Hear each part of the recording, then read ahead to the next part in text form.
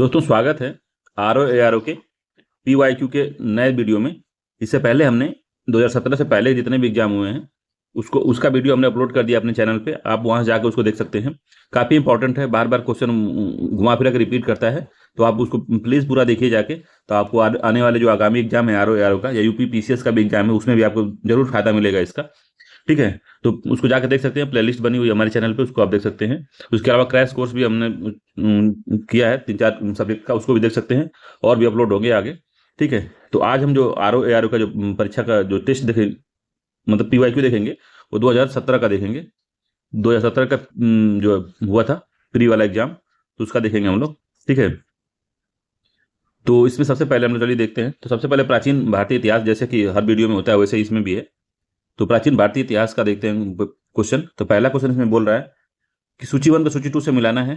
तो आचार्य हैं और उनके जुड़े सिद्धांत हैं। तो लकुलिस है, नागार्जुन है, भद्रबाहु हैं और गोसाल हैं। तो गोसाल के बारे में हमने बताया, लकुलिस के बारे में हमने क्रैश कोर्स में बताया, नागार्जुन के बारे में बातचीत हुई है और भद्रबाहु के बारे में हुई है। भद्रबाहु वो जैन वाले हैं और नागार्जुन भी शून्यवाद का इन्होंने सिद्धांत दिया था।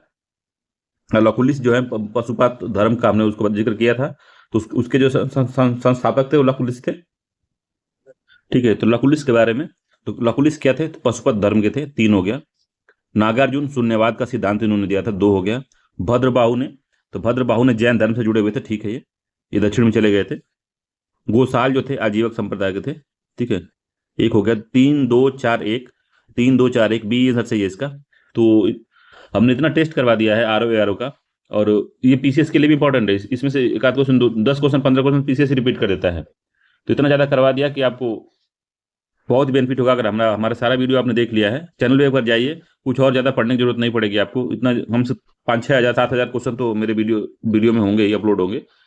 तो हिंदी का तो और कहीं ज़्यादा पढ़ने की जरूरत नहीं, जितना हमने पढ़ा दिया है। अभी हम जब जो PYQ अपलोड कर रहे हैं, जो हिंदी का PYQ अपलोड कर रहे हैं वो वाला, इसके अलावा जो है घटना चक्र का हमने PYQ अपलोड किया है, तो उसको अगर पढ़ लेते हैं तो मत पढ़िएगा प्री के लिए और कहीं से भी।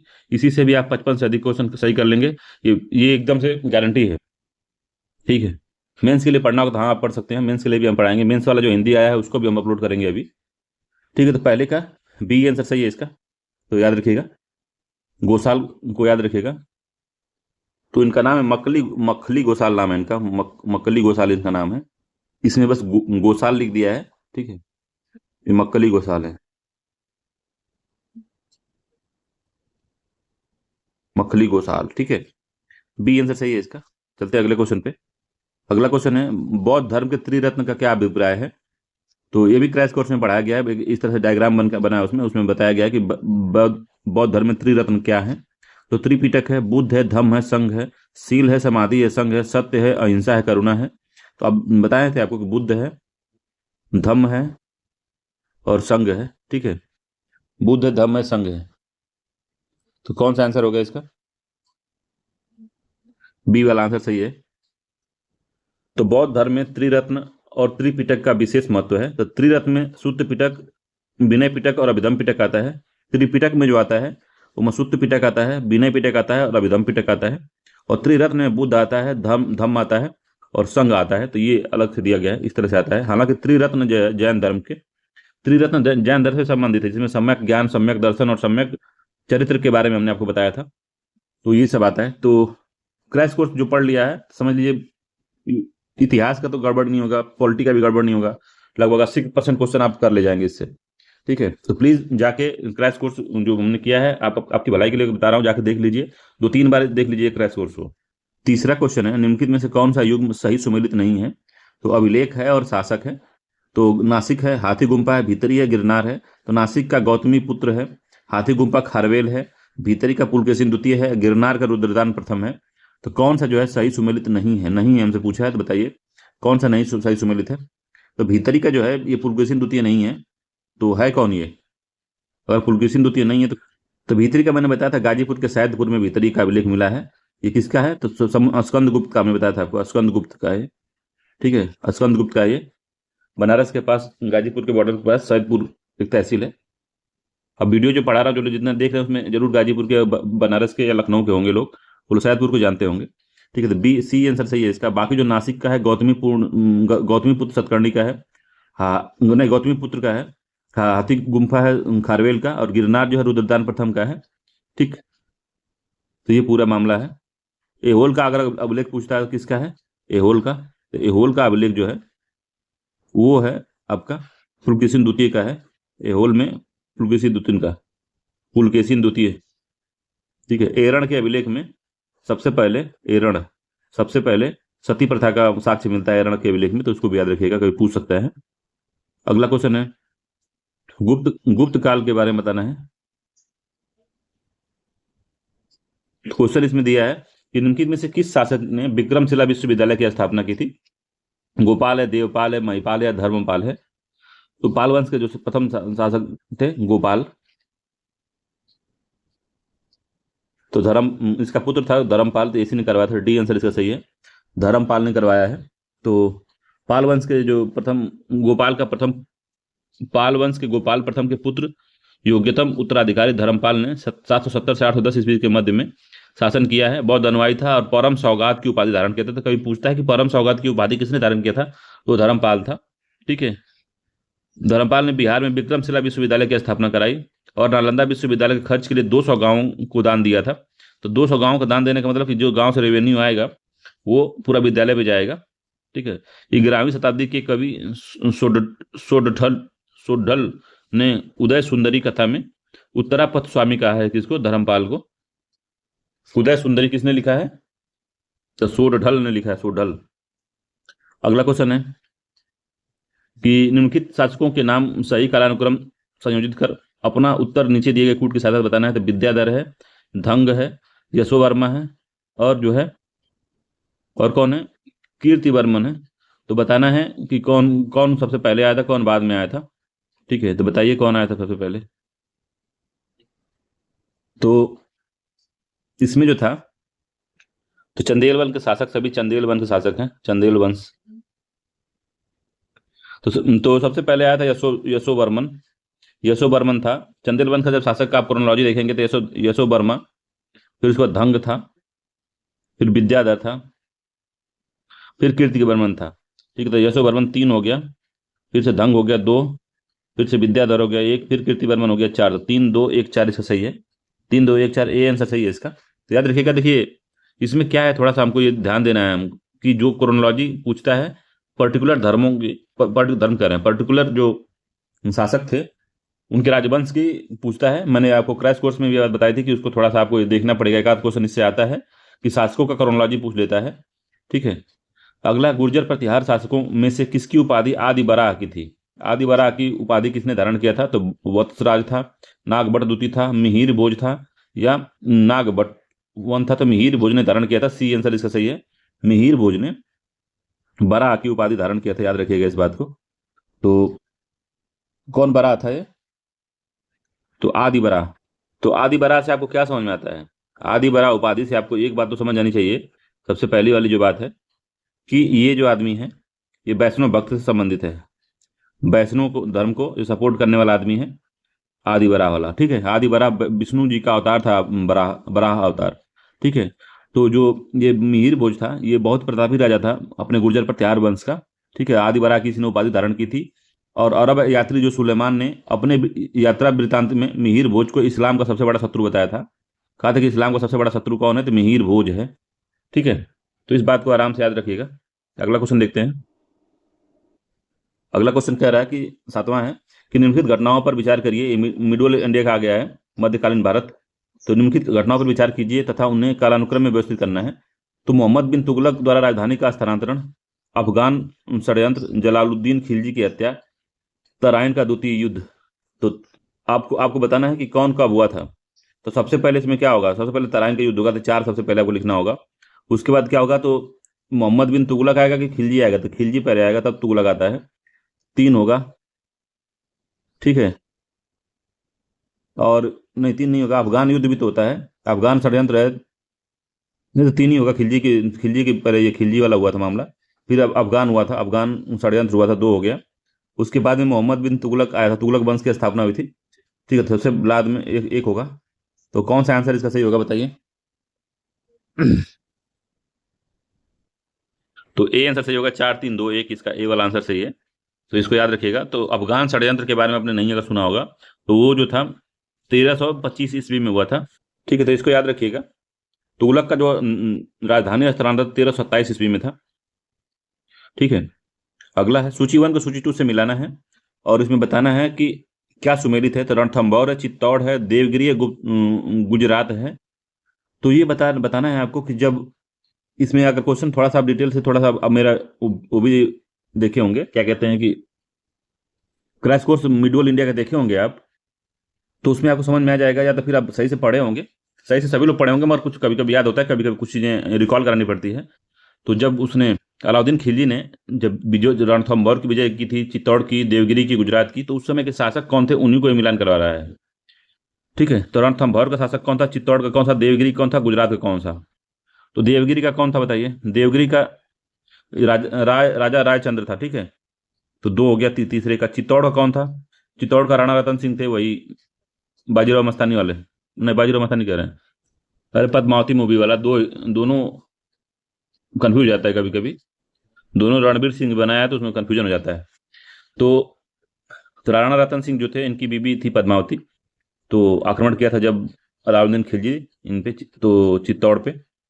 तो राणा रतन सिंह 4 हो गए। रणथंभौर की विजय कब किया था, तो हम जब हमीर देव थे वहाँ पे।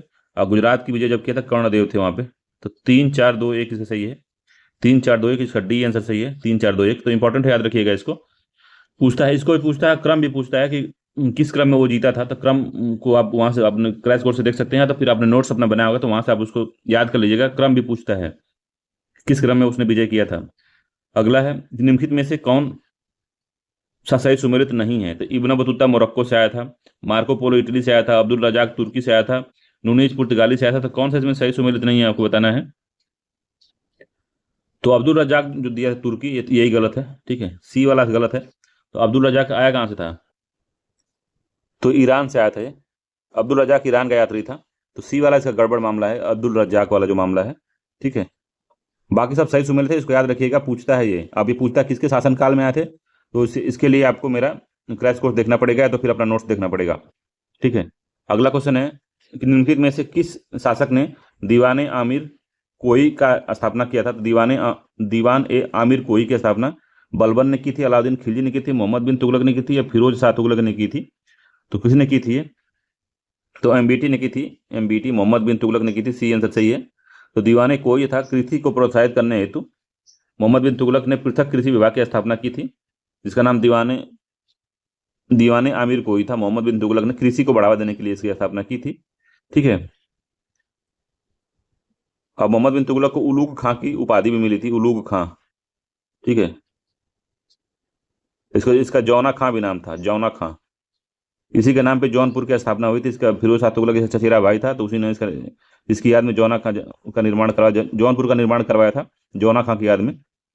ठीक है, और राजमुंदरी के एक अभिलेख में मोहम्मद बिन तुगलक को दुनिया का खान कहा गया है। यह मध्यकालीन सुल्तानों में सबसे अधिक शिक्षित और विद्वान और योग्य व्यक्ति था। इसे स्वप्नशील, पागल और रक्त पिपासु कहा गया।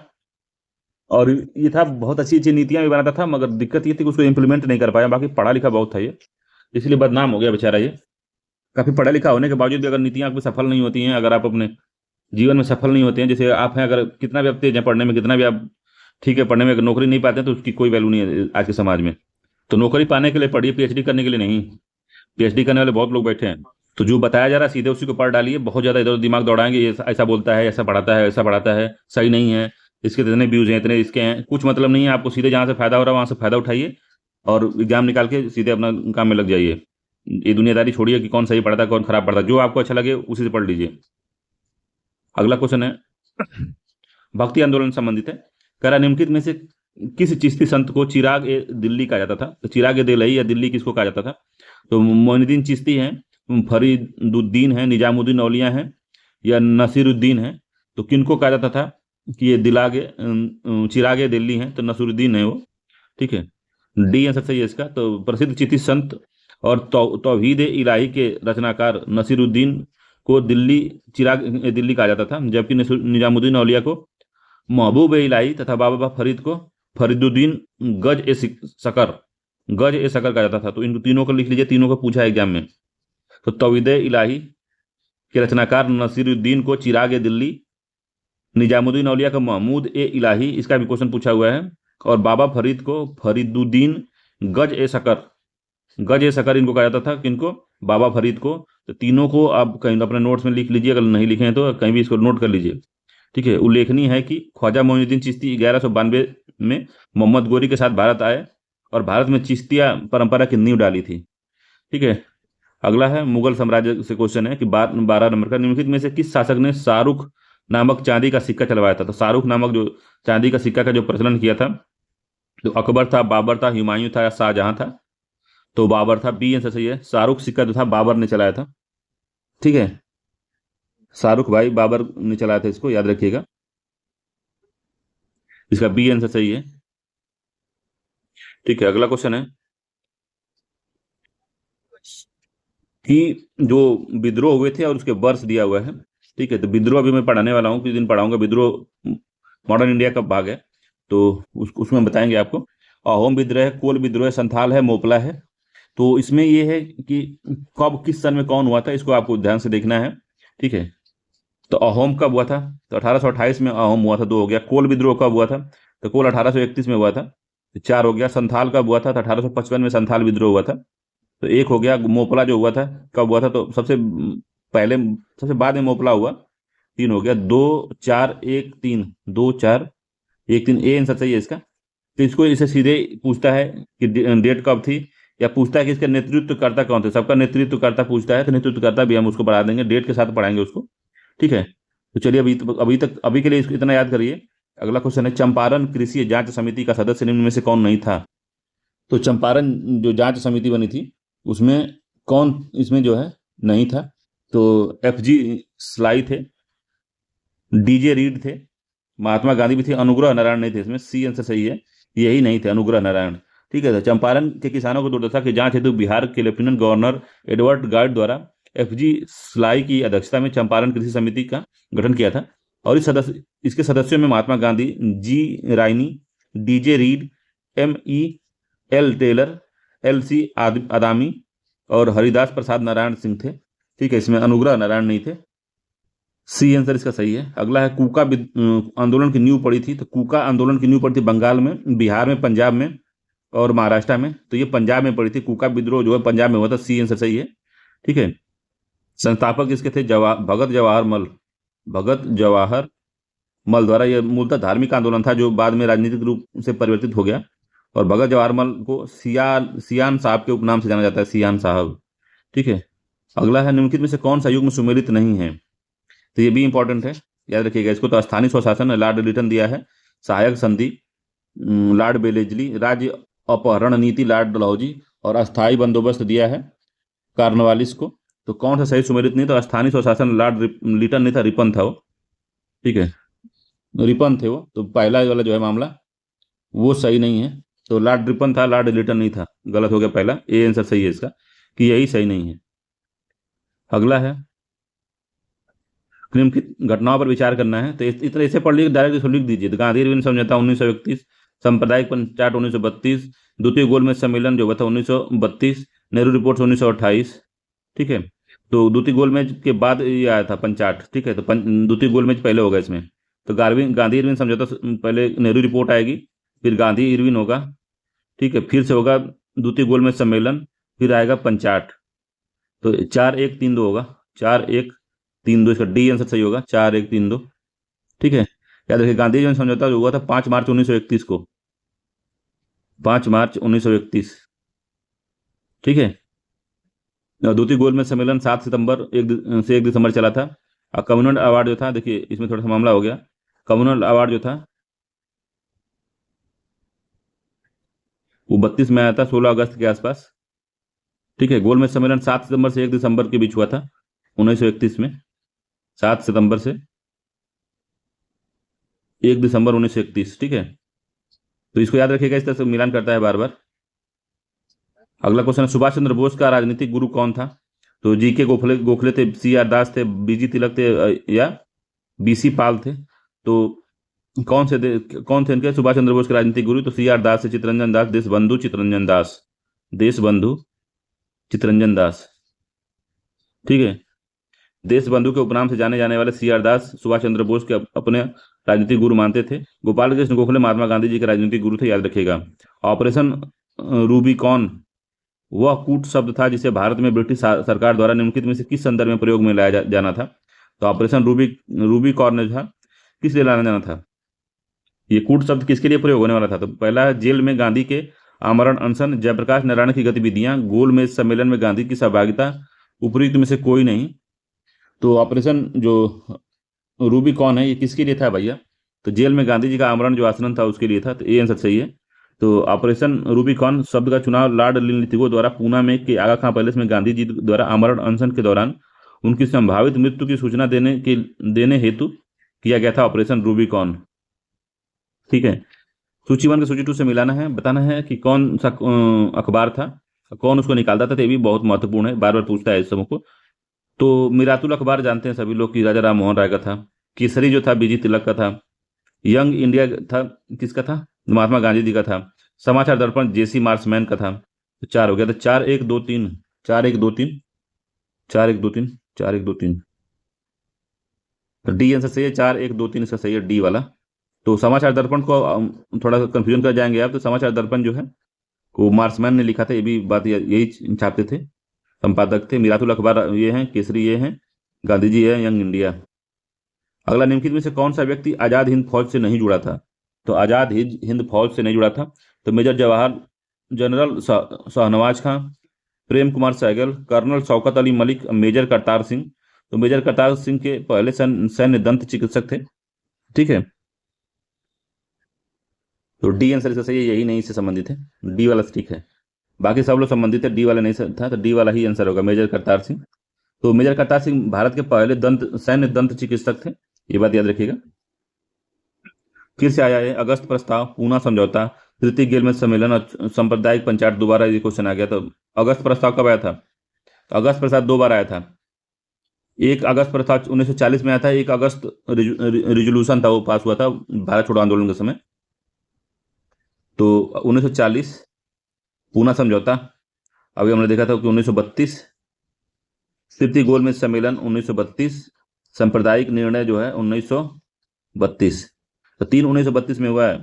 देखिए, सांप्रदायिक निर्णय आया, तब उसका पूना पैक्ट हुआ, फिर तृतीय गोलमेज सम्मेलन हुआ, तब जाके अगस्त प्रस्ताव सबसे लास्ट में आया होगा। तो 4 सबसे लास्ट में होगा, ये दोनों में से कोई एक होगा। सबसे पहले क्या हो रहा है, तो सबसे पहले हो रहा है यहाँ पे पूना सांप्रदायिक पंचायत आया रहा है। सांप्रदायिक पंचायत पहले आएगा ना, तो 4 सबसे पहले आएगा। 4 सबसे पहले, क्यों डाल दिया इसमें, 4 सबसे पहले आएगा। सबसे लास्ट में तृतीय गोलमेज सम्मेलन होगा।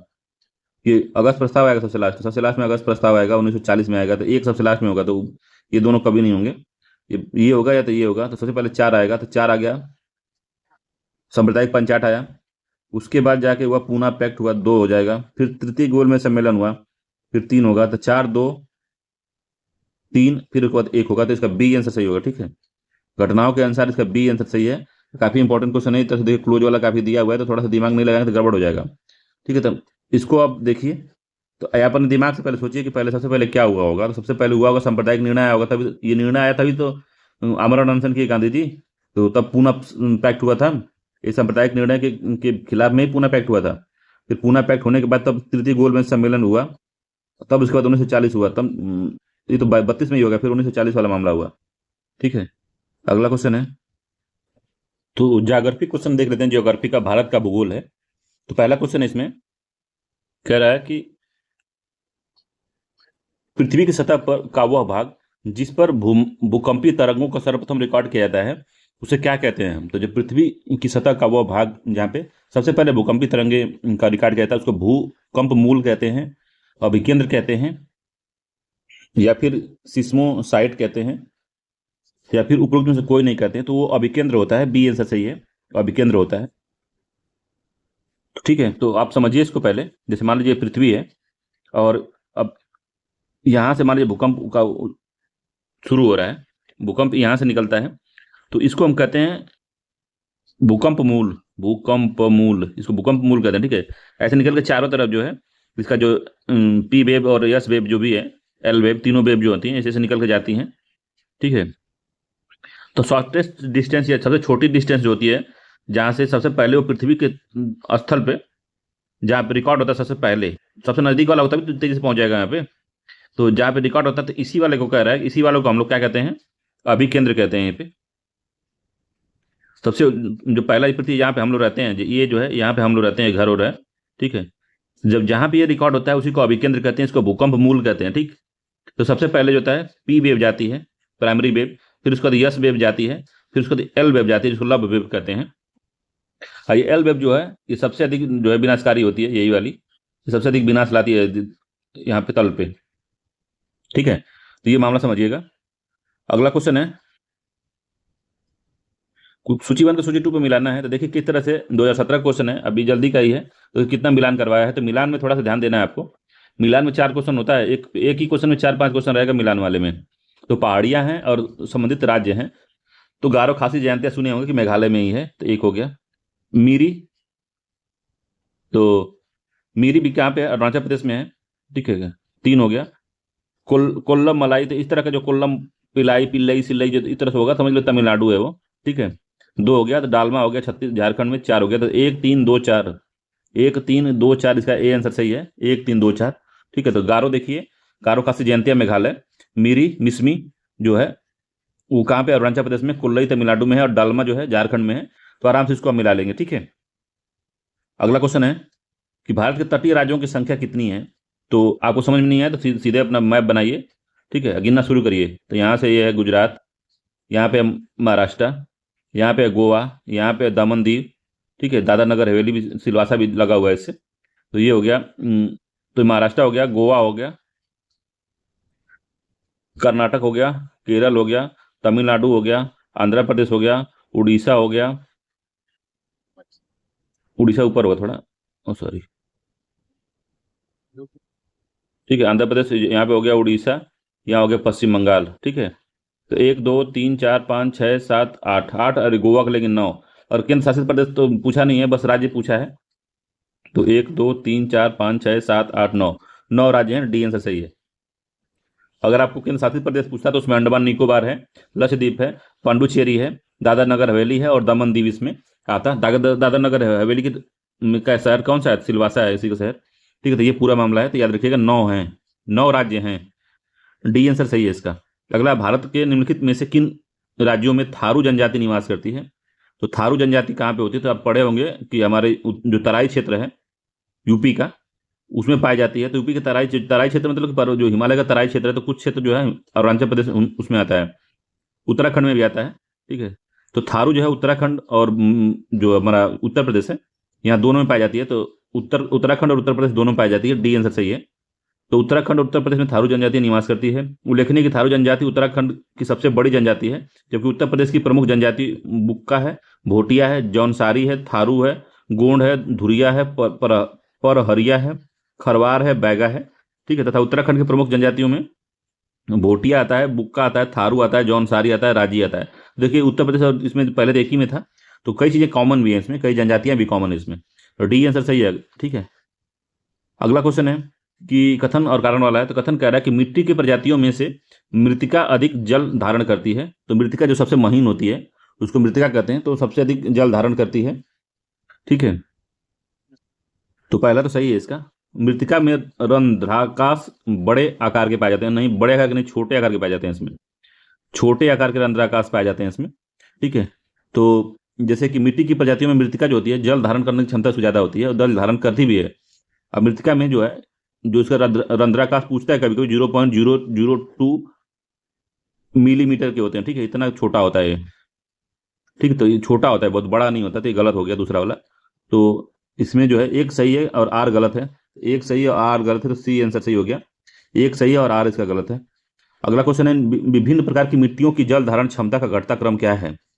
तो घटता क्रम पूछा है, तो सबसे घटेगा कौन।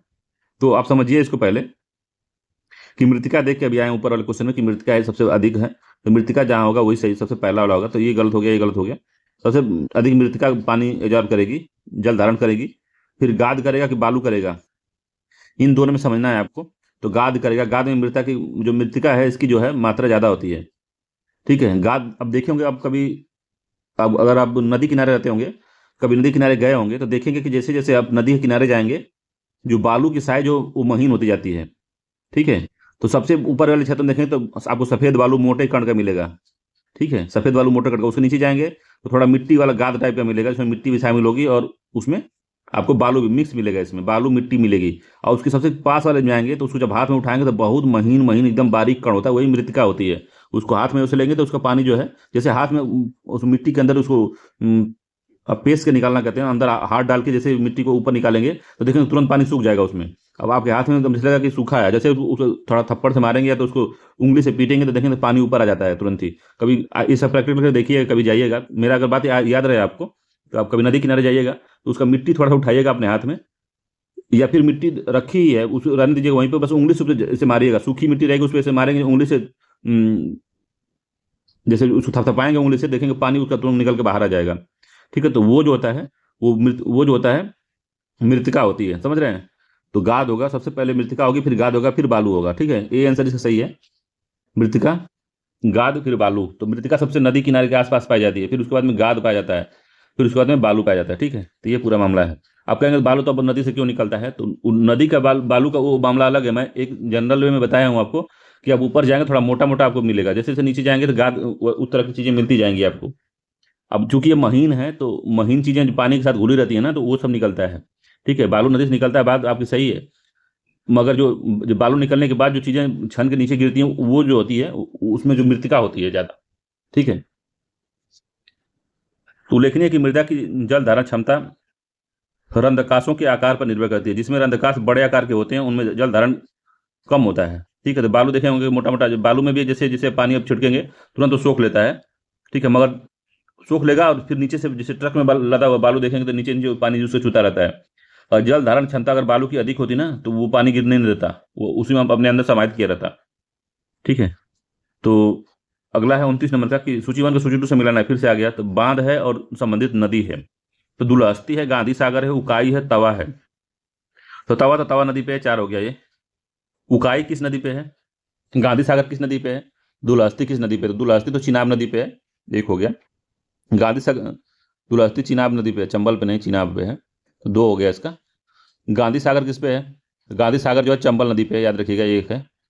उकाई किस पे, तो उकाई तापी पे है, तो 3 हो गया। तो 2 1 3 4, 2 1 3 4, इसका डी आंसर सही है, 2 1 3 4। ठीक है, 2 1 3 4 डी वाला सही है।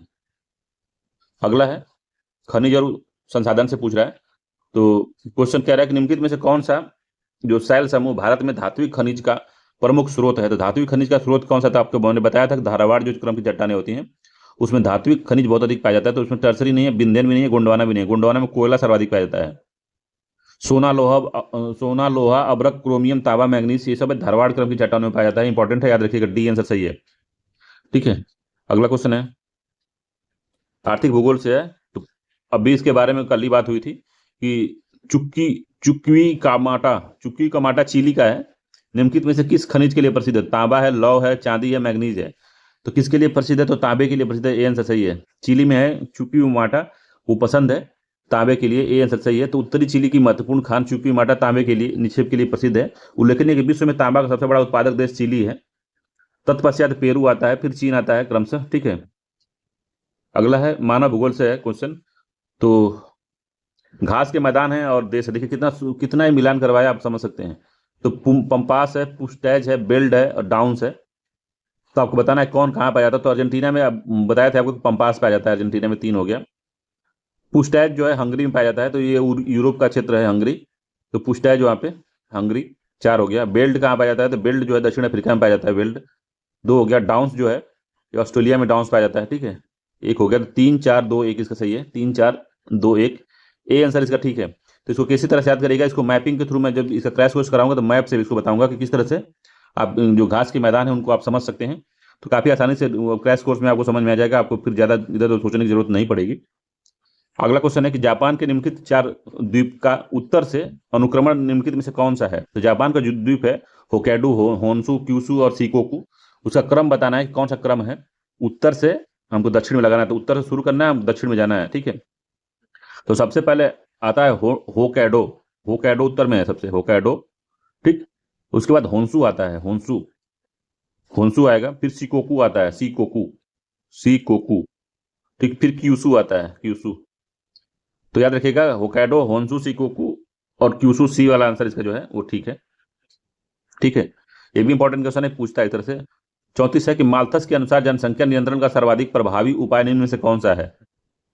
तो माल्थस के अनुसार निम्न में से जनसंख्या नियंत्रण का सर्वाधिक प्रभावी उपाय क्या है? तो युद्ध है, विपत्ति है, जन्म नियंत्रण है, अनैतिक व्यवहार है। तो जन्म नियंत्रण नहीं होगा, कोई देगा तो जनरल थ्योरी देगा, युद्ध करके मार डालिए, विपत्ति ला दीजिए, अनैतिक व्यवहार कर डालिए, ये सब जो है एक आदर्श समाज के लिए सही चीज नहीं है। तो इसमें सबसे बढ़िया जन्म नियंत्रण ही लग रहा है हमको, तो सी आंसर सही। इसमें पढ़े नहीं रहेंगे आप, कॉमन सेंस से भी इस क्वेश्चन को लगा सकते हैं। ठीक है, सी आंसर सही है इसका, वो जो है जन्म नियंत्रण करना है।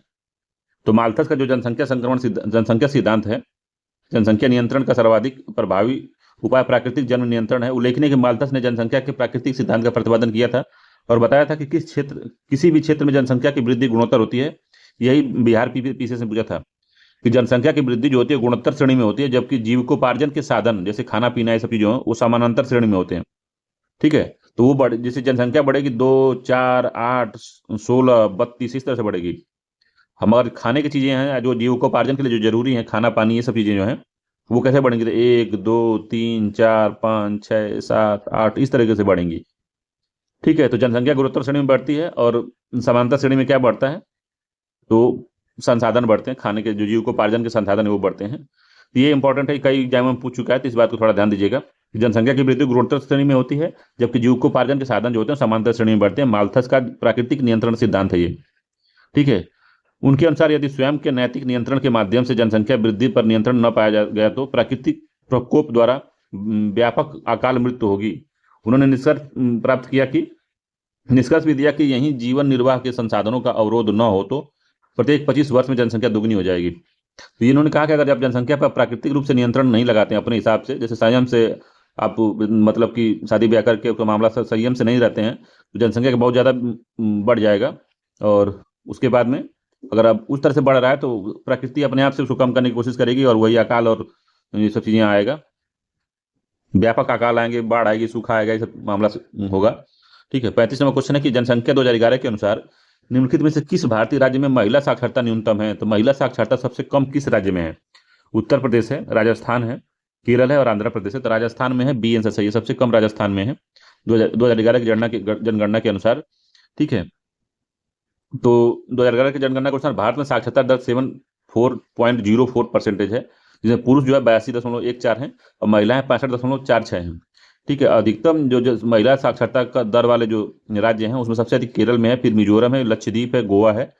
न्यूनतम वह बिहार में है, फिर राजस्थान में है, फिर झारखंड में है, फिर जम्मू कश्मीर में, फिर उत्तर प्रदेश में है।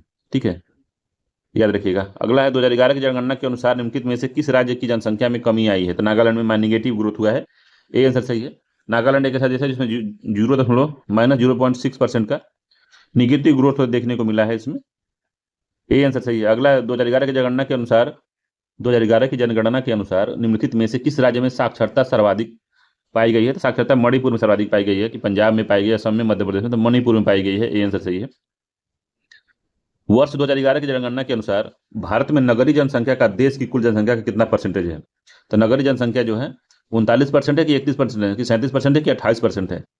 तो कोई है 38-39 के आसपास है, तो कौन सा है बताइए, कितना है?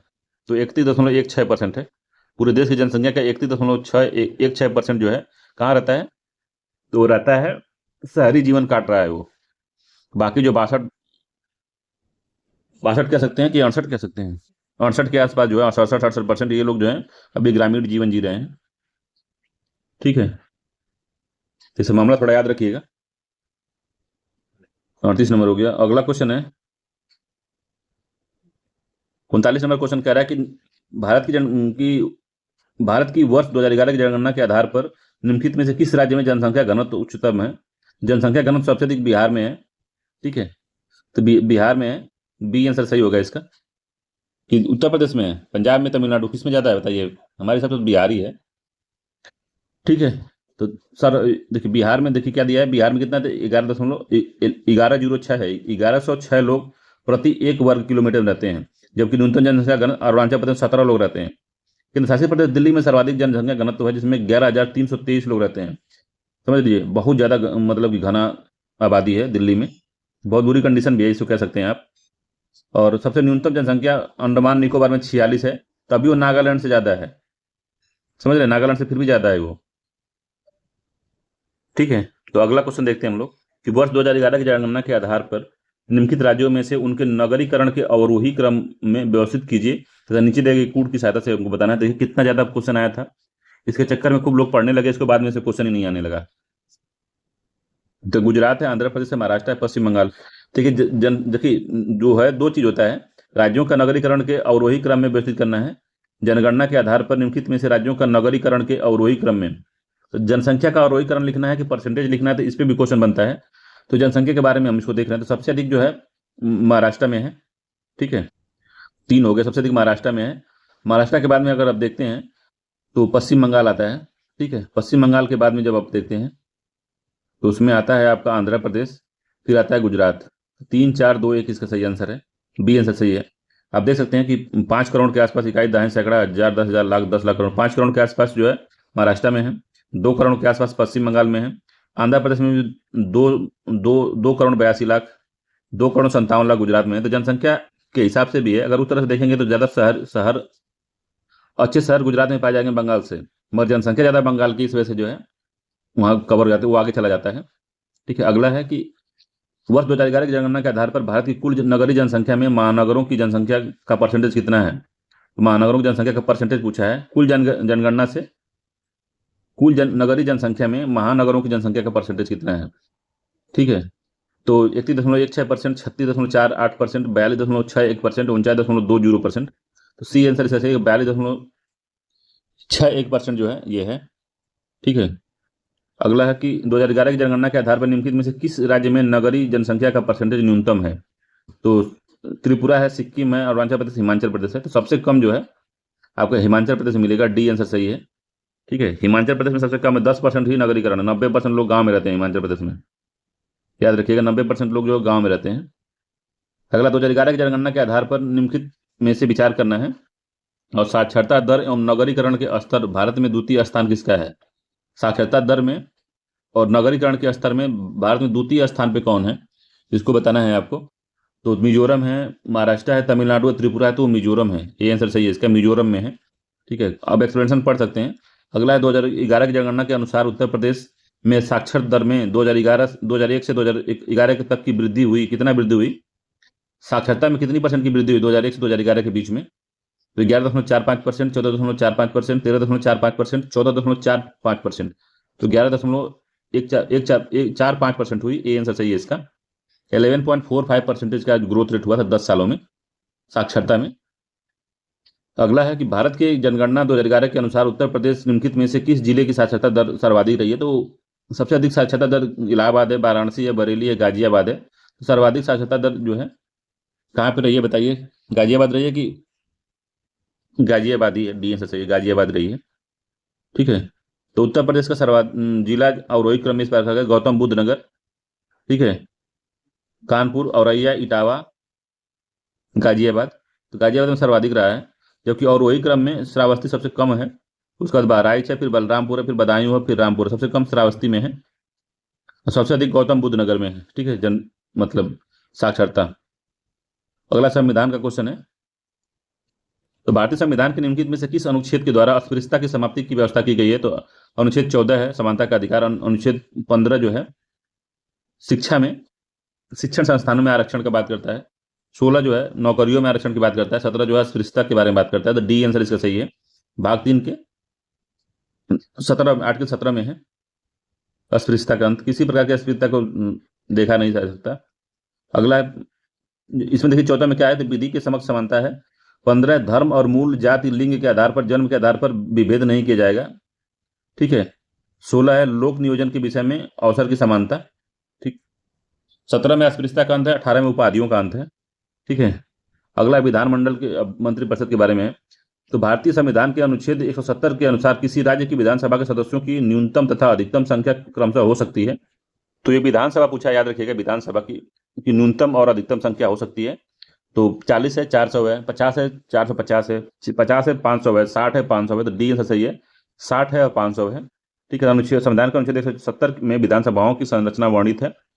170 के अनुसार अनुच्छेद 333 के उपबंधों के अधीन रहते हुए प्रत्येक राज्य की विधानसभा उस राज्य में प्रादेशिक निर्वाचन क्षेत्रों के प्रत्येक निर्वाचन क्षेत्र द्वारा चुने गए 500 से अधिक और 60 से कम मिलकर बनेगी। ठीक है, 60 से कम नहीं होगी और 500 से अधिक नहीं होगी। अर्थात 333 के अनुसार आंग्ल भारतीयों की विधानसभा में नियुक्ति को सम्मिलित करते हुए अधिकतम जनसंख्या 500 हो गई है। अब जो मैक्सिमम जनसंख्या है वो 498 हो गई, क्योंकि आंग्ल इंडियन वाला मामला खत्म हो गया है 104 संविधान संशोधन द्वारा। ठीक है, याद रखिएगा। तो डी आंसर सही था इसका। अगला केंद्र निम्नलिखित कथनों में से कौन सा युग जो है सुमेलित नहीं है? तो स्थापना वर्ष दिया है और संस्थान दिया है। तो केंद्रीय अन्वेषण ब्यूरो जो है उसकी स्थापना कब हुई थी? तो केंद्रीय अन्वेषण ब्यूरो 1963 में बना था, ये बात सही है। केंद्रीय सतर्कता आयोग सीबीसी का जो गठन 1964 में हुआ था, ये भी ठीक है। भ्रष्टाचार निरोधक कानून आया था 1985 में नहीं आया था, 1988 में आया था। और प्रवर्तन निदेशालय 2000 बता रहा है, तो ईडी का जो गठन हुआ तो 1956 में ही हो गया था। ठीक है, तो ये दोनों गलत हैं इसमें। तो इसका सी और डी जो आंसर है कि यही सही सुमेलित नहीं है, बाकी सब सही सुमेलित हैं। याद रखिएगा, सी और डी इसके सही सुमेलित नहीं है। आयोग ने इसको क्वेश्चन के मूल्यांकन से बाहर रख दिया था। अगला है कि प्रशासनिक सुधार आयोग 1967 में जिसने पहली बार लोकपाल और लोकायुक्त बनने की संस्तुति दी थी, उसके अध्यक्ष कौन थे? तो मोरारजी देसाई थे, के संथानम थे, चौधरी चरण सिंह थे, बाबू जगजीवन राम थे। तो मोरारजी देसाई थे, ए आंसर सही है इसके। प्रथम जो प्रशासनिक सुधार आयोग 1967 में बना था उसके अध्यक्ष मोरारजी देसाई जी थे। ठीक है, इन्होंने ही कहा था कि आप जो है लोकपाल और लोकायुक्त का सुझाव दिया था इन्होंने। और द्वितीय प्रशासनिक सुधार आयोग 31 अगस्त 2005 को बनाया गया और इसके अध्यक्ष थे बीरप्पा मोइनी। अगला कि भारतीय संविधान के 17वें संशोधन द्वारा भारत के राष्ट्रपति के चुनाव में जिन 2 केंद्र शासित प्रदेशों को शामिल किया गया था वो कौन कौन है? तो दिल्ली और पुडुचेरी हैं। डी आंसर सही है। दिल्ली और पुडुचेरी हैं, बी आंसर सही है इसका। 17वें संविधान संशोधन से जो है दिल्ली और पुडुचेरी को राष्ट्रपति के चुनाव में भाग लेने का वहां की विधानसभाओं को अनुमति दी गई। और 69वें संविधान संशोधन में क्या किया गया? ठीक है, तो 69 में क्या बताया गया था? 69 में दिल्ली को तो एनसीआर का दर्जा दिया गया था, इसमें एनसीआर का। ठीक है, इसको याद रखिएगा। और इसके जो दिल्ली और पुडुचेरी की जो विधानसभा थी, विधानसभा सदस्यों का राष्ट्रपति के चुनाव में भाग लेने का अधिकार जो है 17वें संविधान संशोधन में दिया गया था, याद रखिएगा।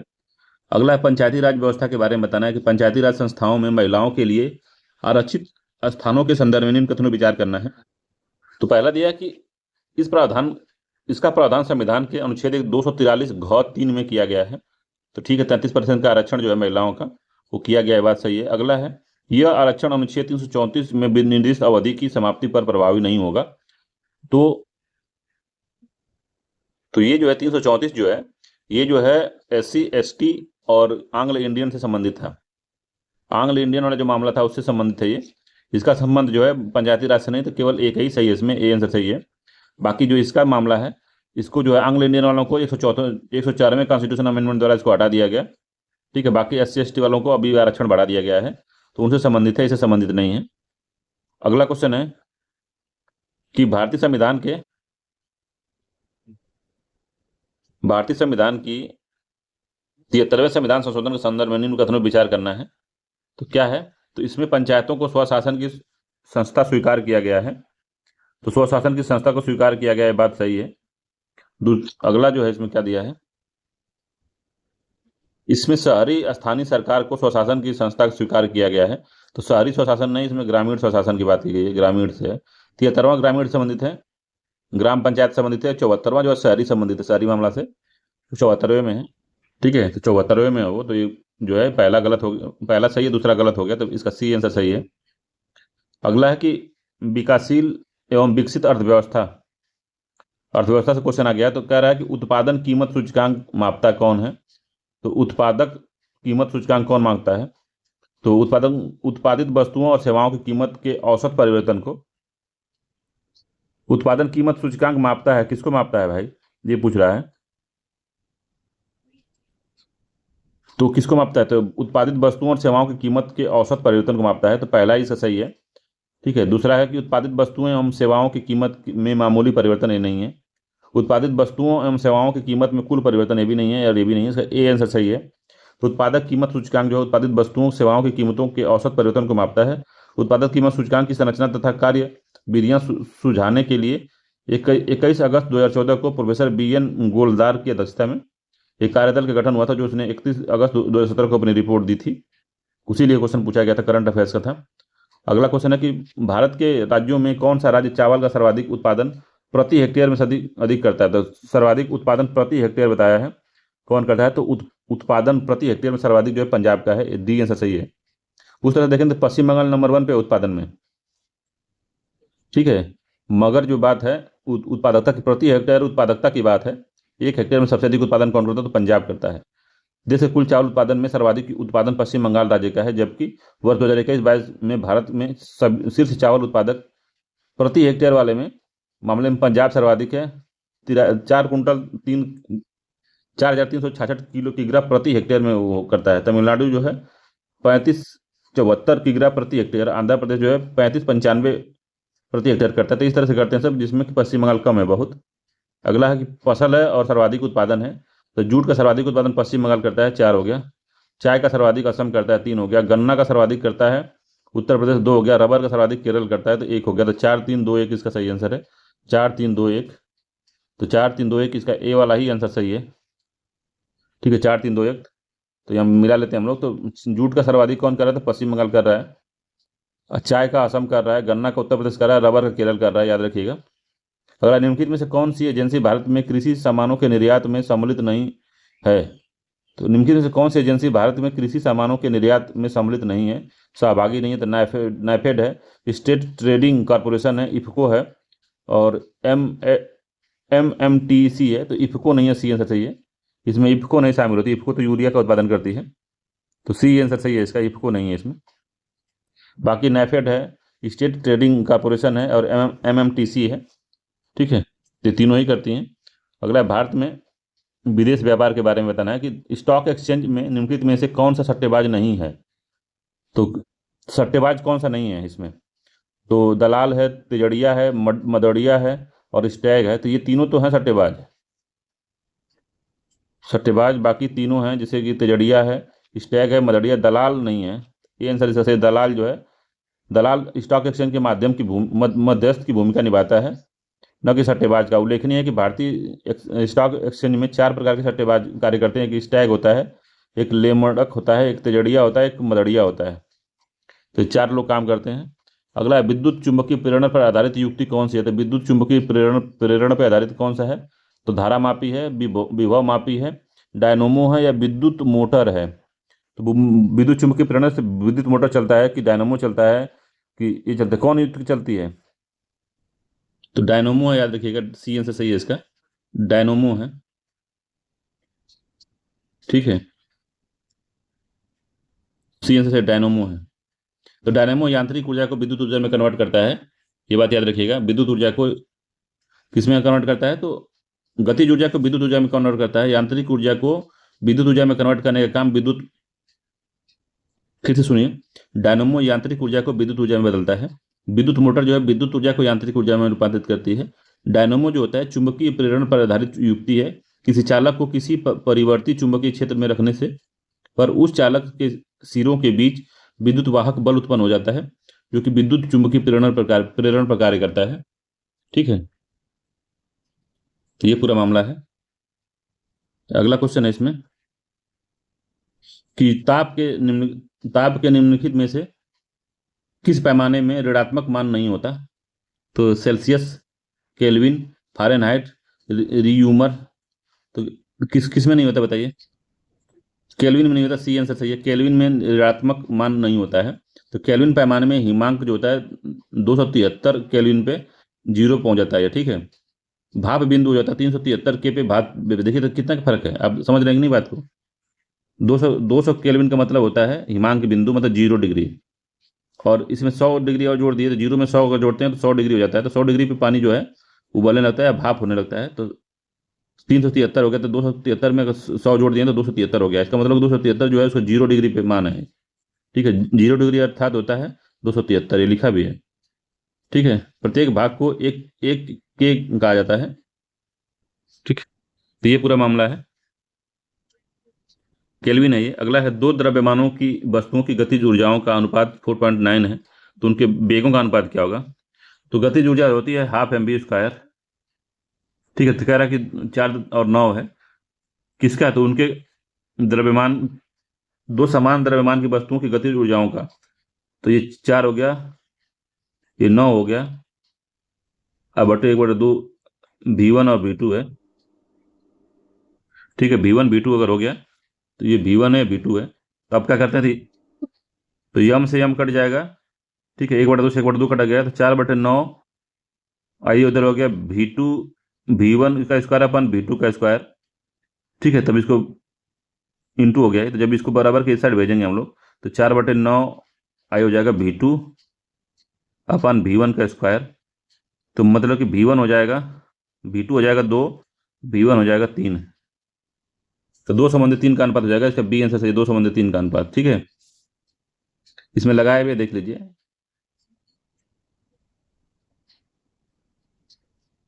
ये देखिए लिखा है V1/V2, आप समझ सकते हैं इससे, ये वाला कट जाएगा, ये वाला कट जाएगा, 4/9 है, तो ये V2 का स्क्वायर हो जाएगा, इसका ये भी स्क्वायर है, तो स्क्वायर इधर जाएगा तो कर्णी में हो जाएगा ये, तो ये 2 हो जाएगा ऊपर, ये 3 हो जाएगा। ठीक है, ये पूरा मामला है।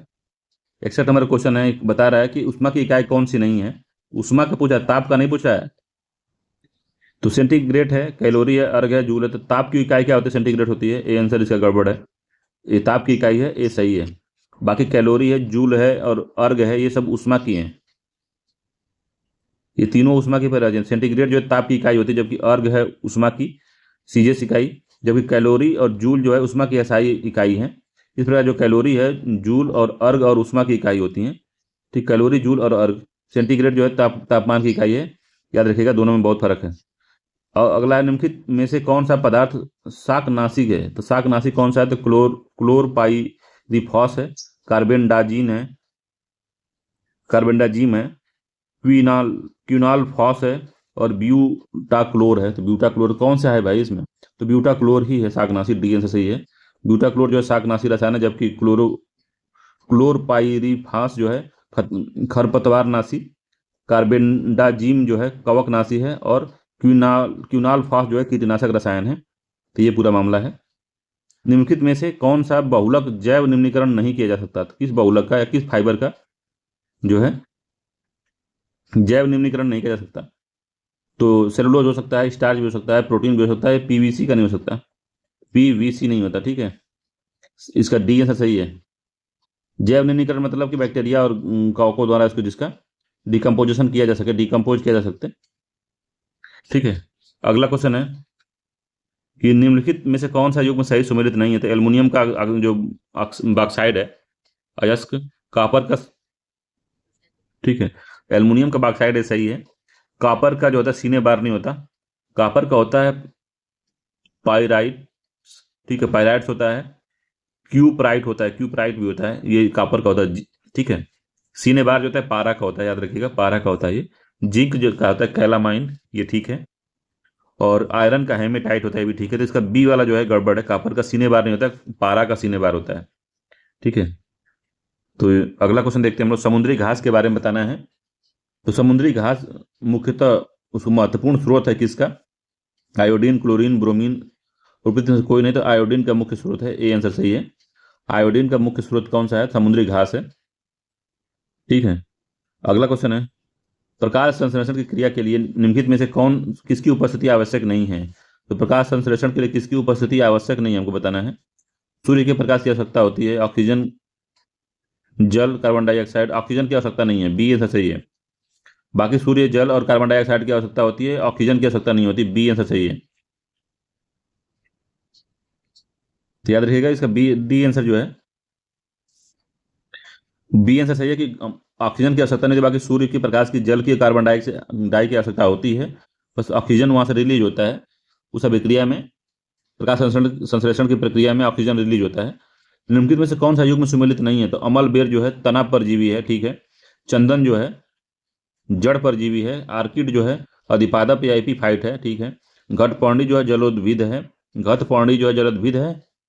घटपर्णी के बारे में बात की है हम लोग, नाइट्रोजन चूसता है ये, कौन सा सही है बताइए।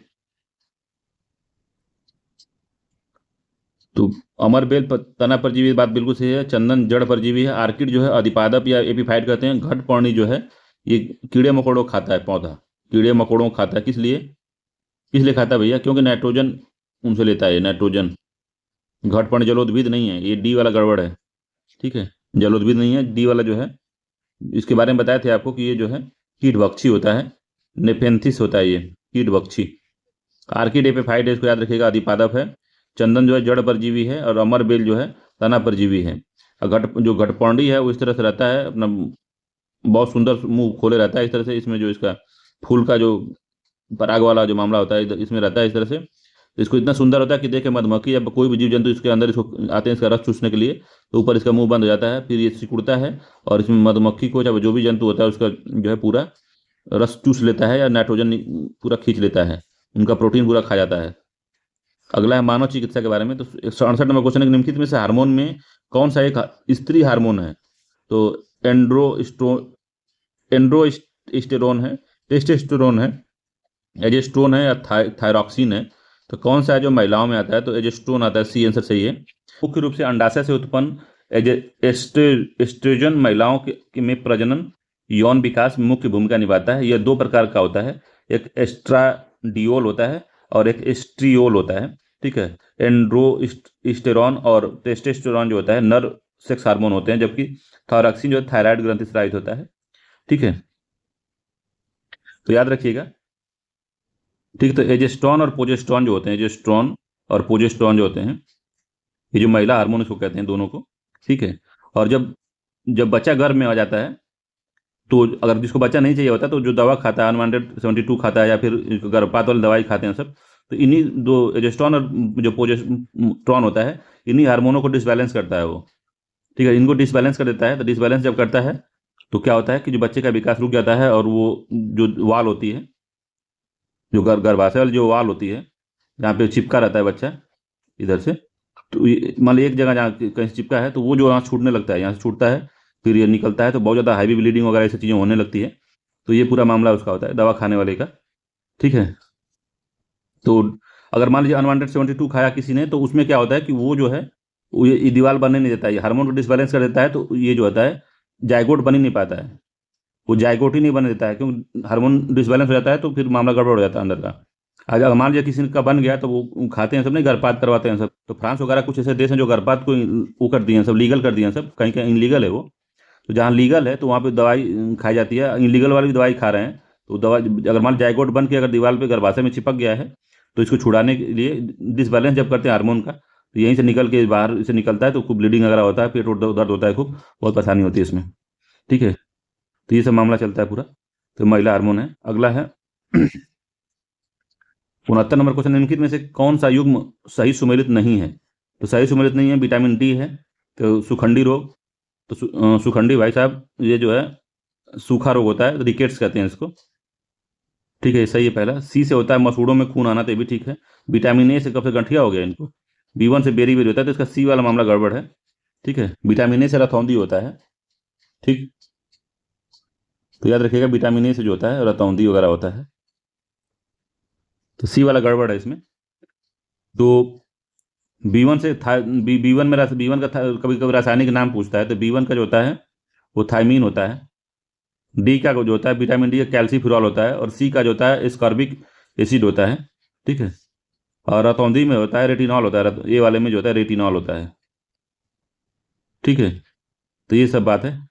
और प्राकृतिक अपशिष्ट पदार्थ यूरिक एसिड के शरीर में जमाव से गठिया अथवा गाउट नामक रोग हो जाता है। जो गठिया होता है, तो यूरिक एसिड का जमाव होने लगता है कहाँ पे, बॉडी में। ठीक है, जो जो आदमी जो ज़्यादा वर्कआउट काम करता है, और उसके बाद में वो जब नींबू वगैरह विटामिन सी या फिर उस तरह की चीज़ें, बनाना केला वगैरह नहीं खाता है, तो उसको यूरिक एसिड बढ़ने का खतरा हो जाता है। तो बढ़ता है जब, तो ज़्यादा दिन तक बना रह जाता है, तो गठिया हो जाता है वो।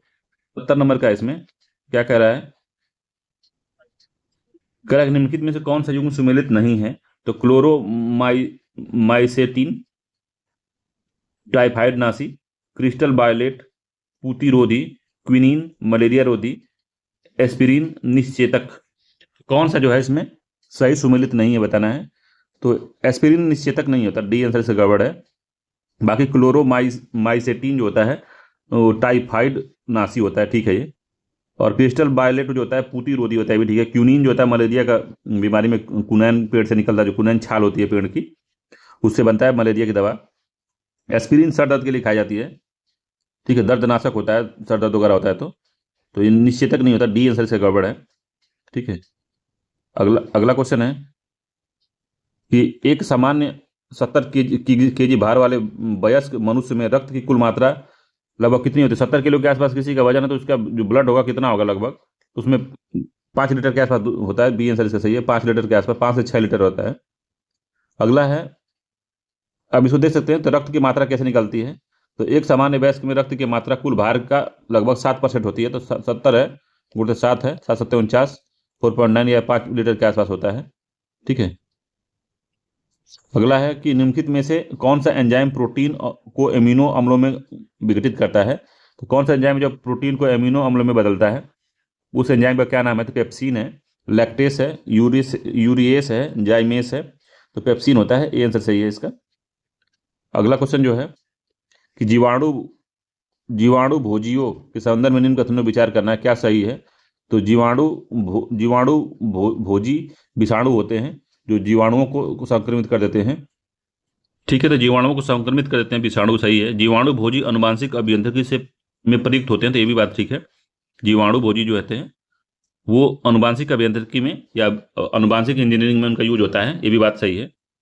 दोनों कथन सही है, इसका सी आंसर सही है। तो बैक्टीरियोफेज या जीवाणु भोजी एक ऐसे विषाणु होते हैं या जीवाणु भोजी ऐसे विषाणु होते हैं जो केवल जीवाणुओं के ऊपर आश्रित रहते हैं और उन्हें संक्रमित करते हैं। इनमें डीएनए पाया जाता है और ये अनुवांशिक अभियांत्रिकी में प्रयुक्त होते हैं, ठीक है। दोनों कथन सही हैं इसमें। अगला क्वेश्चन है इसमें कि मकड़ियों द्वारा उत्पादित रेशम कहलाता है, तो मकड़ियों द्वारा उत्पादित रेशम क्या कहलाता है? तो टसर रेशम, मूंगा रेशम, गासमर रेशम और या अहिंसा रेशम। तो गासमर रेशम होता है, सी आंसर सही है। तो गासमर रेशम होता है वो, ठीक है। जैसा कभी कभी तो मकड़ियों द्वारा उत्पादित रेशम में गासमर रेशम कहा जाता है। जर्मनी के अर्लेंगन न्यूरेबर्ग स्थित फ्रेडरिक अलेक्जेंडर विश्वविद्यालय के शोधकर्ताओं ने गासमर रेशम को कृत्रिम हृदय के ऊतक बनाने में कारगर हो सकता है, ऐसा बताया है उन्होंने, ठीक है। अगला क्वेश्चन है फसल और प्रजाति है, तो इसे फसल प्रजाति से पहले क्वेश्चन पूछता है, अभी पूछ सकता है ये। कह रहा है कौन सा सही है इसमें?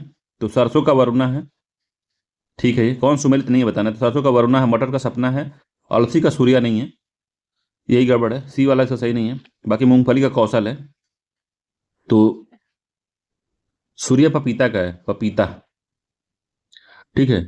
तो अलसी की प्रमुख प्रजाति में गरिमा है, श्वेता है, शुभ्रा है, लक्ष्मी 27 है, पद्मिनी, शेखर, शारदा, मऊ आजाद, गौरव, सिख, रश्मि, पार्वती, रुचि, ये सब है, ठीक है।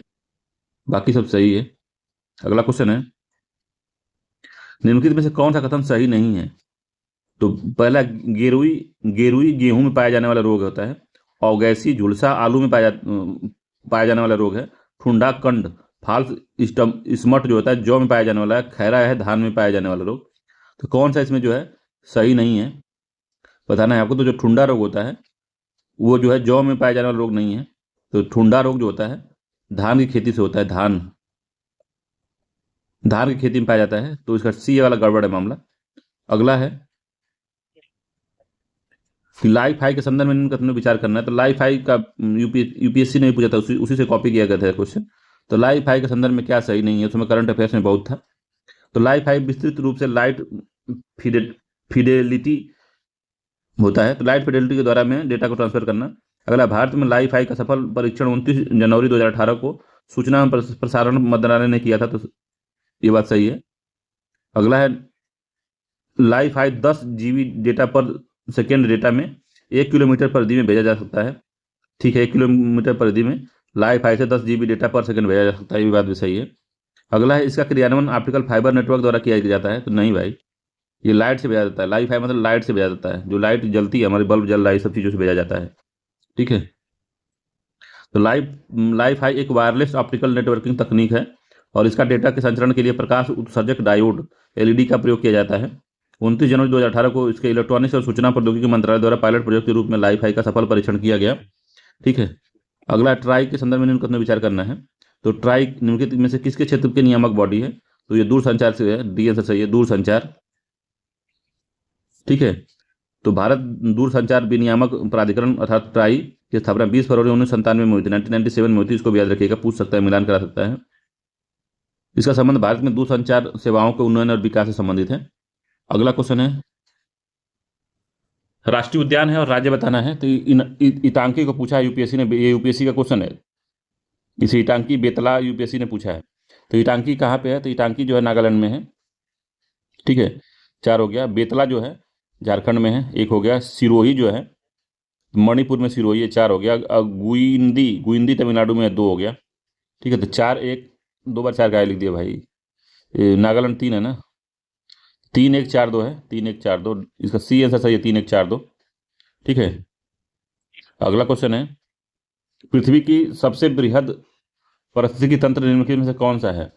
तो पृथ्वी का सर्वाधिक बृहद या बड़ा पारिस्थितिकी तंत्र कौन से है? जलमंडल है, जीवोम है, स्थल मंडल है, जैव मंडल है? जैव मंडल, तो जैव मंडल है, डी आंसर सही है। कि पृथ्वी का सर्वाधिक बृहद पारिस्थितिकी तंत्र जैव मंडल है। जैव मंडल सामान्य रूप से पृथ्वी की सतह के चारों ओर व्याप्त एक आवरण है, जिसके अंतर्गत जंतुओं तथा वनस्पतियों की जीवन बिना किसी रक्षक साधन के संभव होता है। जीवमंडल मुख्य रूप से 3 संगठनों से निर्मित होता है, जैसे जैव संगठक, अजैविक संगठक और ऊर्जा संगठक। तो 3 संगठक कार्य करते हैं किसमें? तो जैव मंडल में। ठीक है, याद रखिएगा। अगला है, पारिस्थितिकी तंत्र के संदर्भ में निम्न कथनों विचार करना है। तो पारिस्थितिकी तंत्र में तो हमने इन्वायरमेंट का वो करा दिया है आपको, क्रैश कोर्स, उसको जाकर हमारे चैनल पर देख सकते हैं। तो उसके बारे में सबको बताया गया है। तो पहला कि स्वपोषी स्तर पर उत्पादन को प्राथमिक उत्पादक तक कहते हैं। तो स्वपोषी वाला जो मामला होता है, खुद से ही अपना भोजन बनाते हैं, तो उनको प्राथमिक उत्पादक कहते हैं। क्या ये बात सही है? तो यहाँ ये बात बिल्कुल ही सही है, इसको मैंने क्रैश कोर्स में बताया भी है। द्वितीय उत्पादक का संदर्भ जो है परपोषी या विषम पोषी स्तर के उत्पादन से है। तो ये बात सही है, दोनों ही कथन इसके सही है, सी आंसर सही है। ठीक है, स्वपोषी स्तर पर उत्पादक को प्राथमिक उत्पादकता कहते हैं, जबकि परपोषी स्तर के उत्पादक को द्वितीय उत्पादकता कहा जाता है। उल्लेखनीय है कि पारिस्थितिकी तंत्र में जैव संगठकों को 2 भागों में विभाजित किया जाता है। एक स्वपोषी संगठक होते हैं, एक परपोषी होते हैं। स्वपोषी मतलब खुद वो खाना बनाते हैं, परपोषी मतलब दूसरे पर डिपेंड होते हैं, तो उसको द्वितीयक कहते हैं उनको, जो दूसरे पर डिपेंडेंट होते हैं। अगला है, एक पारिस्थितिकी तंत्र में ऊर्जा की मात्रा एक पोषक स्तर से दूसरे पोषक स्तर में स्थानांतरण के पश्चात क्या होती है? तब बताया था आपको कि प्रथम स्तर या लेवल दिया है, लेवल है, first level, trophic level, second trophic level, third trophic level. तो इसमें से जब ऊर्जा इसमें जाती है, इसमें से इसमें ऊर्जा जाती है, तो स्थानांतरण जब होता है तो ऊर्जा का लॉस होता है कि बढ़ता है? लॉस होता है कि बढ़ता है? तो ऊर्जा का लॉस होता है, घटती है, बी आंसर सही है।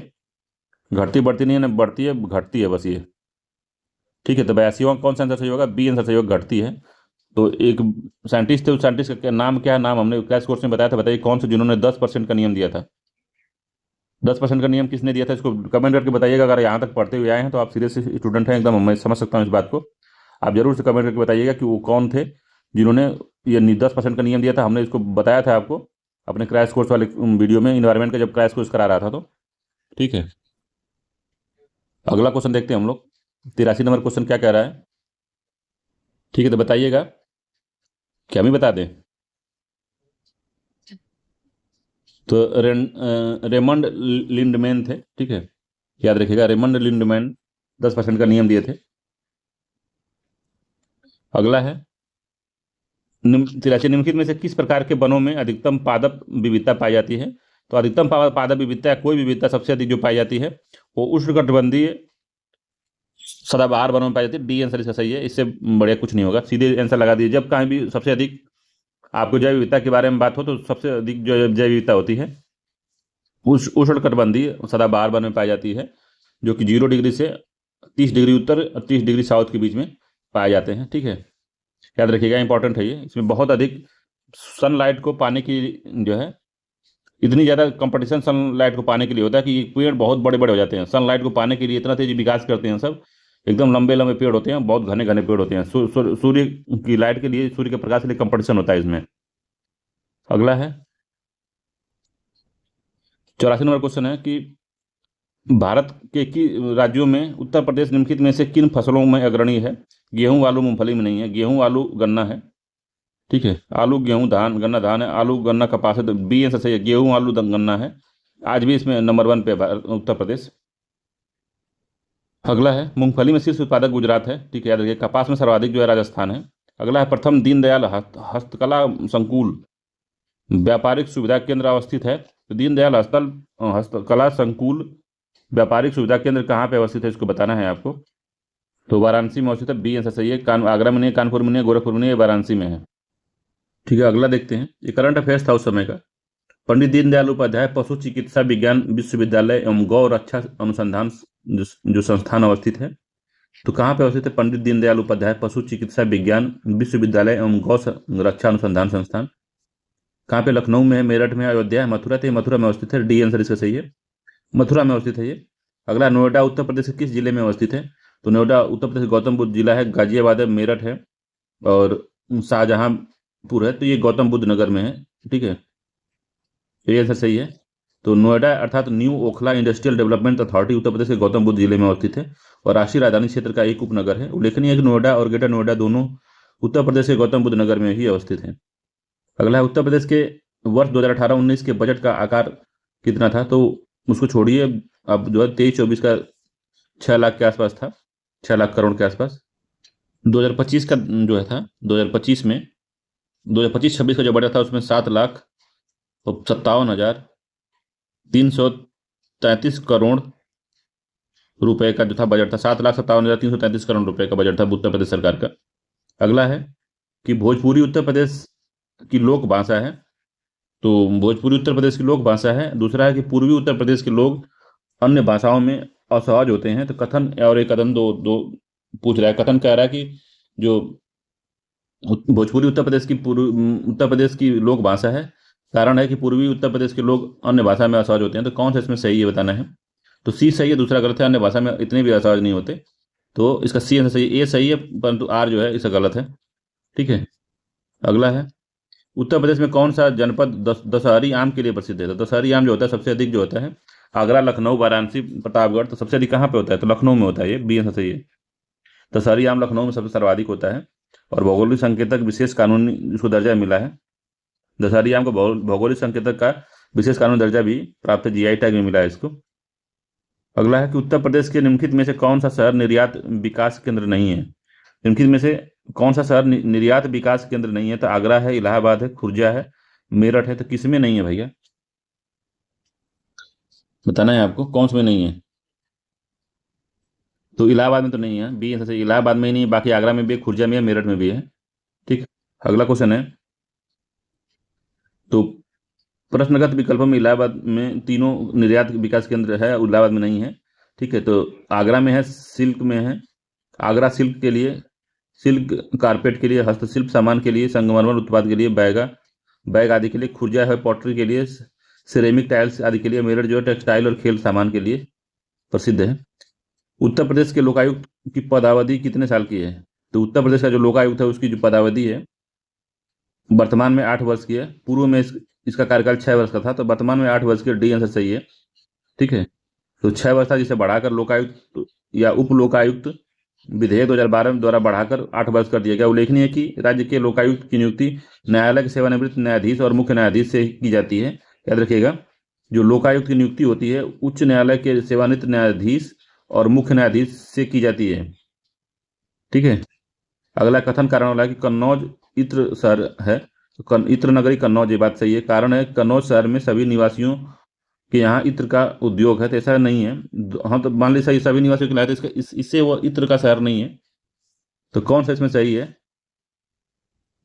तो अभी कुछ बात को समझिए कि कन्नौज शहर में सभी निवासियों के पास तो नहीं होगा, तो आल रेसिडेंट का है, तो ये गलत है, ठीक है। कुछ लोगों के पास होगा, बहुत लोग, तो 90% लोगों के पास मान लीजिए, तभी 10% के पास तो नहीं है ना।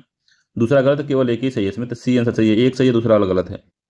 अगला है उत्तर प्रदेश में सिंगल विंडो क्लियरेंस विभाग निम्नलिखित में से विचार करना है कि विभाग के निम्नलिखित उद्देश्यों का क्या मतलब है। तो सिंगल विंडो क्लियरेंस कब दिया जाता है?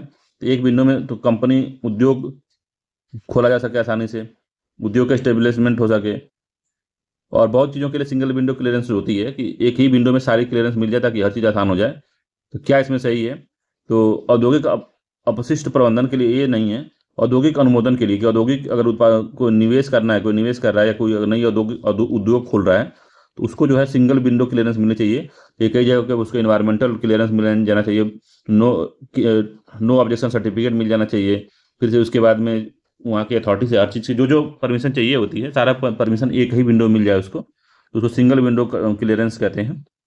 प्रसिद्ध ठुमरी गायिका गिरिजा देवी का जन्म किस शहर में हुआ था? तो गिरिजा देवी का जो जन्म था वो कहाँ हुआ था? तो वाराणसी में हुआ था। डी आंसर सही है। 1929 में वाराणसी में उनका गठन हुआ था, वो जन्म हुआ था। अगला है कि उत्तर प्रदेश का सबसे पूर्वी शहर निम्नलिखित में से कौन सा है? तो उत्तर प्रदेश का सबसे पूर्वी शहर बलिया है, ये आंसर सही है। बलिया सबसे पूर्वी शहर है। ठीक है, बलिया सबसे पूर्वी, सबसे पश्चिमी कौन सा? तो शामली है। बलिया सबसे पूर्वी है। उत्तर प्रदेश का सबसे उत्तरी जो जिला है वो सहारनपुर है, सबसे दक्षिणी सोनभद्र है। उल्लेखनीय कि बलिया की पूर्वी सीमा बिहार के 3 जिले भोजपुर, आरा जिला भोजपुर, भोजपुर छपरा सिवान से घिरी हुई है। निम्नलिखित में से कौन सा युग्म सही सुमेलित नहीं है?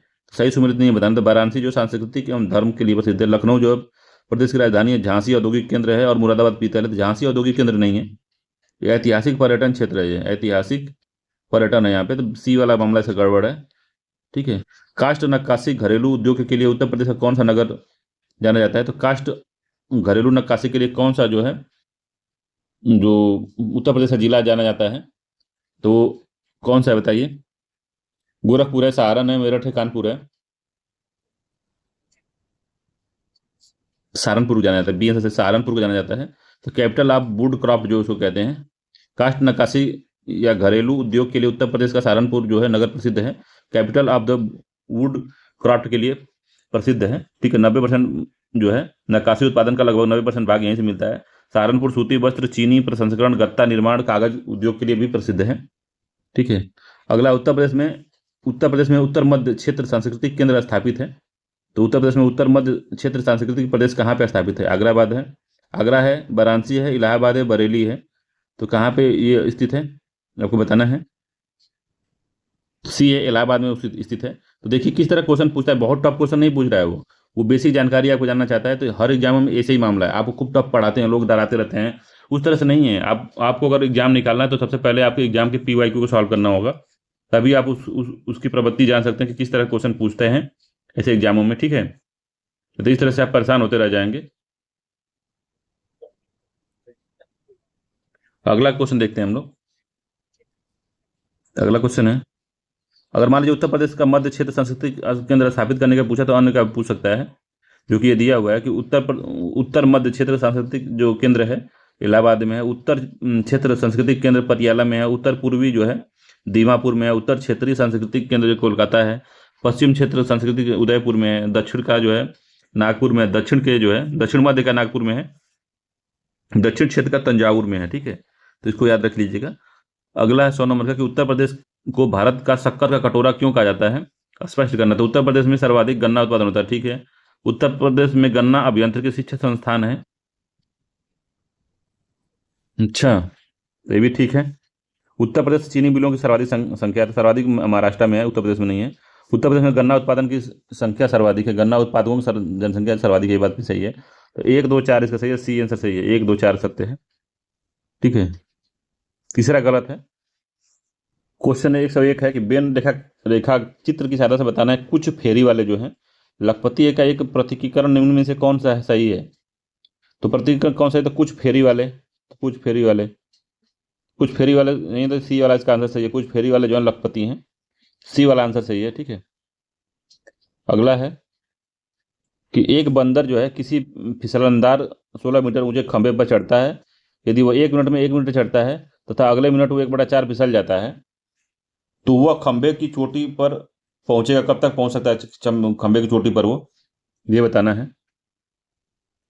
ठीक है, तो इसको समझिए पहले।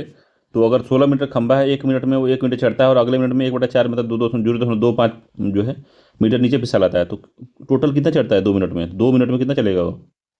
तो पहले मिनट में 1 मीटर चलता है, फिर दूसरे मिनट में 1/4 मतलब 0.25 जो होता है वो नीचे चला आता है, मतलब कि 0.75% जो है ये टोटल चढ़ ही पाता है। ठीक है, तो 16 मीटर चढ़ना है इसको, तो मान लेते हैं 15 मिनट में कब तक चढ़ेगा? 15 मिनट में, 2 मिनट में वो इतना चल रहा है, तो 15 मिनट में, ठीक है, 2 मिनट में वो 0.75 मीटर चढ़ रहा है। ठीक है, तो अगर तो वो जो है 15 मीटर कितना चढ़ेगा, 15 मीटर जो है ये 15 मीटर कब तक चढ़ेगा, तो 15 मीटर निकालने के लिए हम इसको इधर भेज देंगे, तो 2 बट्टे कितना हो जाएगा 0.75 इंटू 15 मिनट हो जाएगा। ठीक है, हुआ ना, यही होगा ना, 15 मीटर चढ़ने में इसको तो इतना समय लगेगा।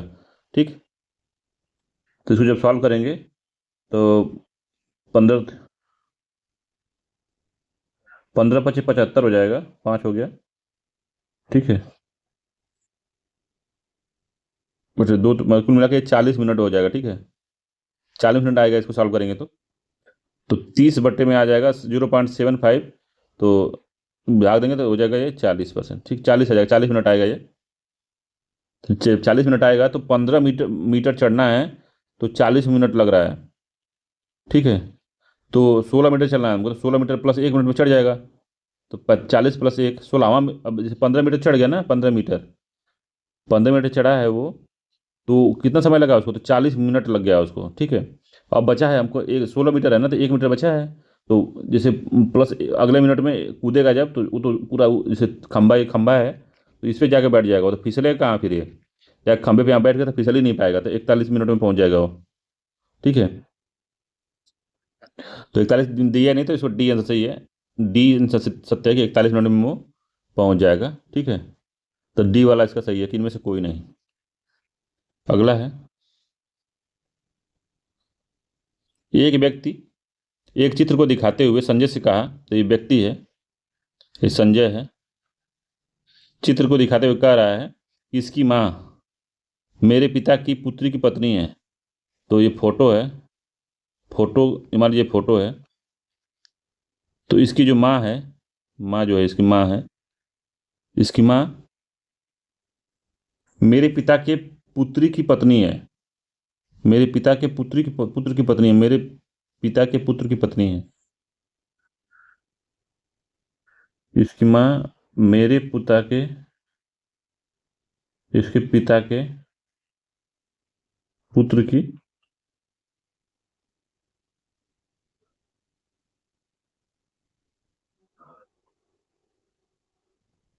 ठीक है, इस तरह मामला है।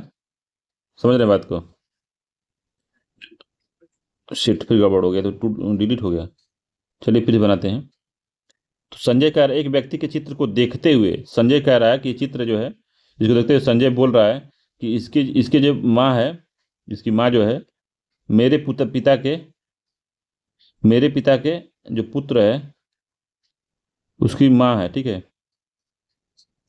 पुत्र की पत्नी है, इसकी माँ जो है उसके पुत्र की पत्नी है, मेरे पिता के पुत्र की पत्नी है, मेरा कोई भाई बहन नहीं है। संजय के किसके चित्र को दिखा रहा था, अपने बेटे के चित्र को दिखा रहा है, तो अपने पुत्र के चित्र को दिखा रहा है, इसका ए आंसर सही है, अपने पुत्र के चित्र को दिखा रहा है वो। संजय ही वो व्यक्ति है जिसका वो बेटा है। ठीक है, अगला क्वेश्चन है,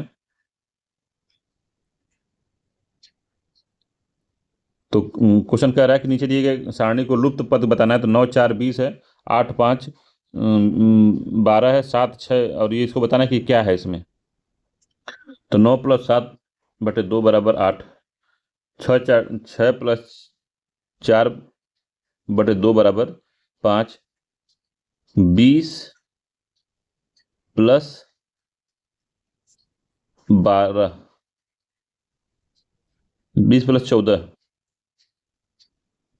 14 नहीं 4 होगा बस, 20 + 4 = 24, 20 + 4/2 = 12। तो देखिए पहले गए तो इसको इसको जोड़ दे रहा है, अब 2 से भाग दे रहा है तो 8 आ जा रहा है, इसको इसको जोड़ कर 2 से भाग दे रहा है तो 5 आ जा रहा है, तो इसको और इसको जोड़ कर हम 2 से भाग देंगे तो 12 आ जाएगा, तो यहाँ बस 4 होगा। तो 12 दूनी के 24 होता है, तो 4 होगा यहाँ पे, तो बी आंसर सही है कि 4 होगा यहाँ पे। ठीक है, तभी तो 12 आएगा बीच में। अगला है, क्वेश्चन कह रहा है 105 नंबर का कि जो राम है 1 किलोमीटर पूर्व चलता है, 1 किलोमीटर पूर्व चलता है। ठीक है, फिर 1 किलोमीटर पूर्व चलकर 5 किलोमीटर दक्षिण चलता है, तो 5 किलोमीटर दक्षिण आ गया। ठीक है, वहां से फिर वो पूर्व चलता है, पूर्व कितना चलता है फिर, तो पूर्व वो 2 किलोमीटर चलता है। ठीक है, अंत में 9 किलोमीटर उत्तर चलता है वो, तो 9 किलोमीटर उत्तर चलता है ये। ठीक है, 9 किलोमीटर उत्तर चलता है। तो वह अपने बिंदु से कितनी दूरी पे है, तो ये दूरी बताना है बिंदु से। तो ये जो हो गया 5 हो गया, तो ये जो हो गया ये 4 हो गया, ठीक है। यहाँ से यहाँ है तो ये 1 है और ये 2 है, तो 2 1 3 टोटल यहाँ से हो गया 3 किलोमीटर यहाँ हो गया, और जो है यहाँ से जो ये हो गया 4 किलोमीटर।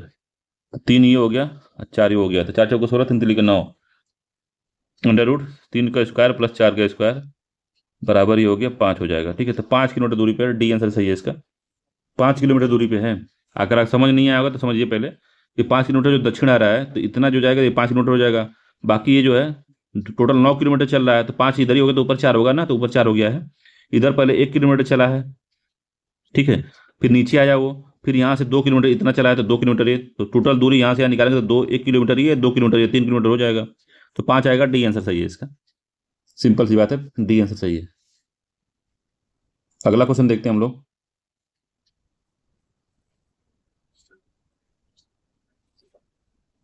अगला क्वेश्चन क्या कह रहा है, देखिए इस तरह से बनाया है क्वेश्चन, यहाँ से सॉल्व भी देख सकते हैं ये पूरा, ठीक है।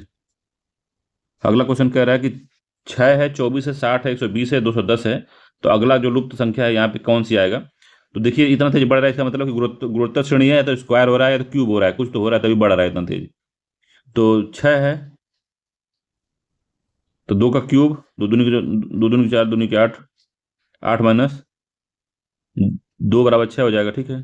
3 का क्यूब, 3 3 गुणा 27 माइनस 3, तो 27 माइनस 3 24 हो गया। 4 का क्यूब माइनस 4 हो गया, तो ठीक है 60 हो गया।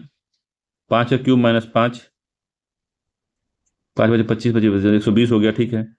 210 हो गया, 6 का, 7 का होगा, 7 का क्यूब, ठीक है, माइनस 7 इक्वल टू हो जाएगा 336। बी आंसर सही है इसका, 336 होगा। इस बस क्यूब करके उसमें जितना जितना क्यूब करना उतना ही घटाना था उसमें। अगला क्वेश्चन है कि यदि कुछ संत शहीद थे, तो कुछ संत जो थे, संत हैं वो शहीद भी थे, ठीक है। कुछ संत जो है शहीद शहीद थे, सत्य है तो तर्क वाक्य कुछ शहीद असंत नहीं थे।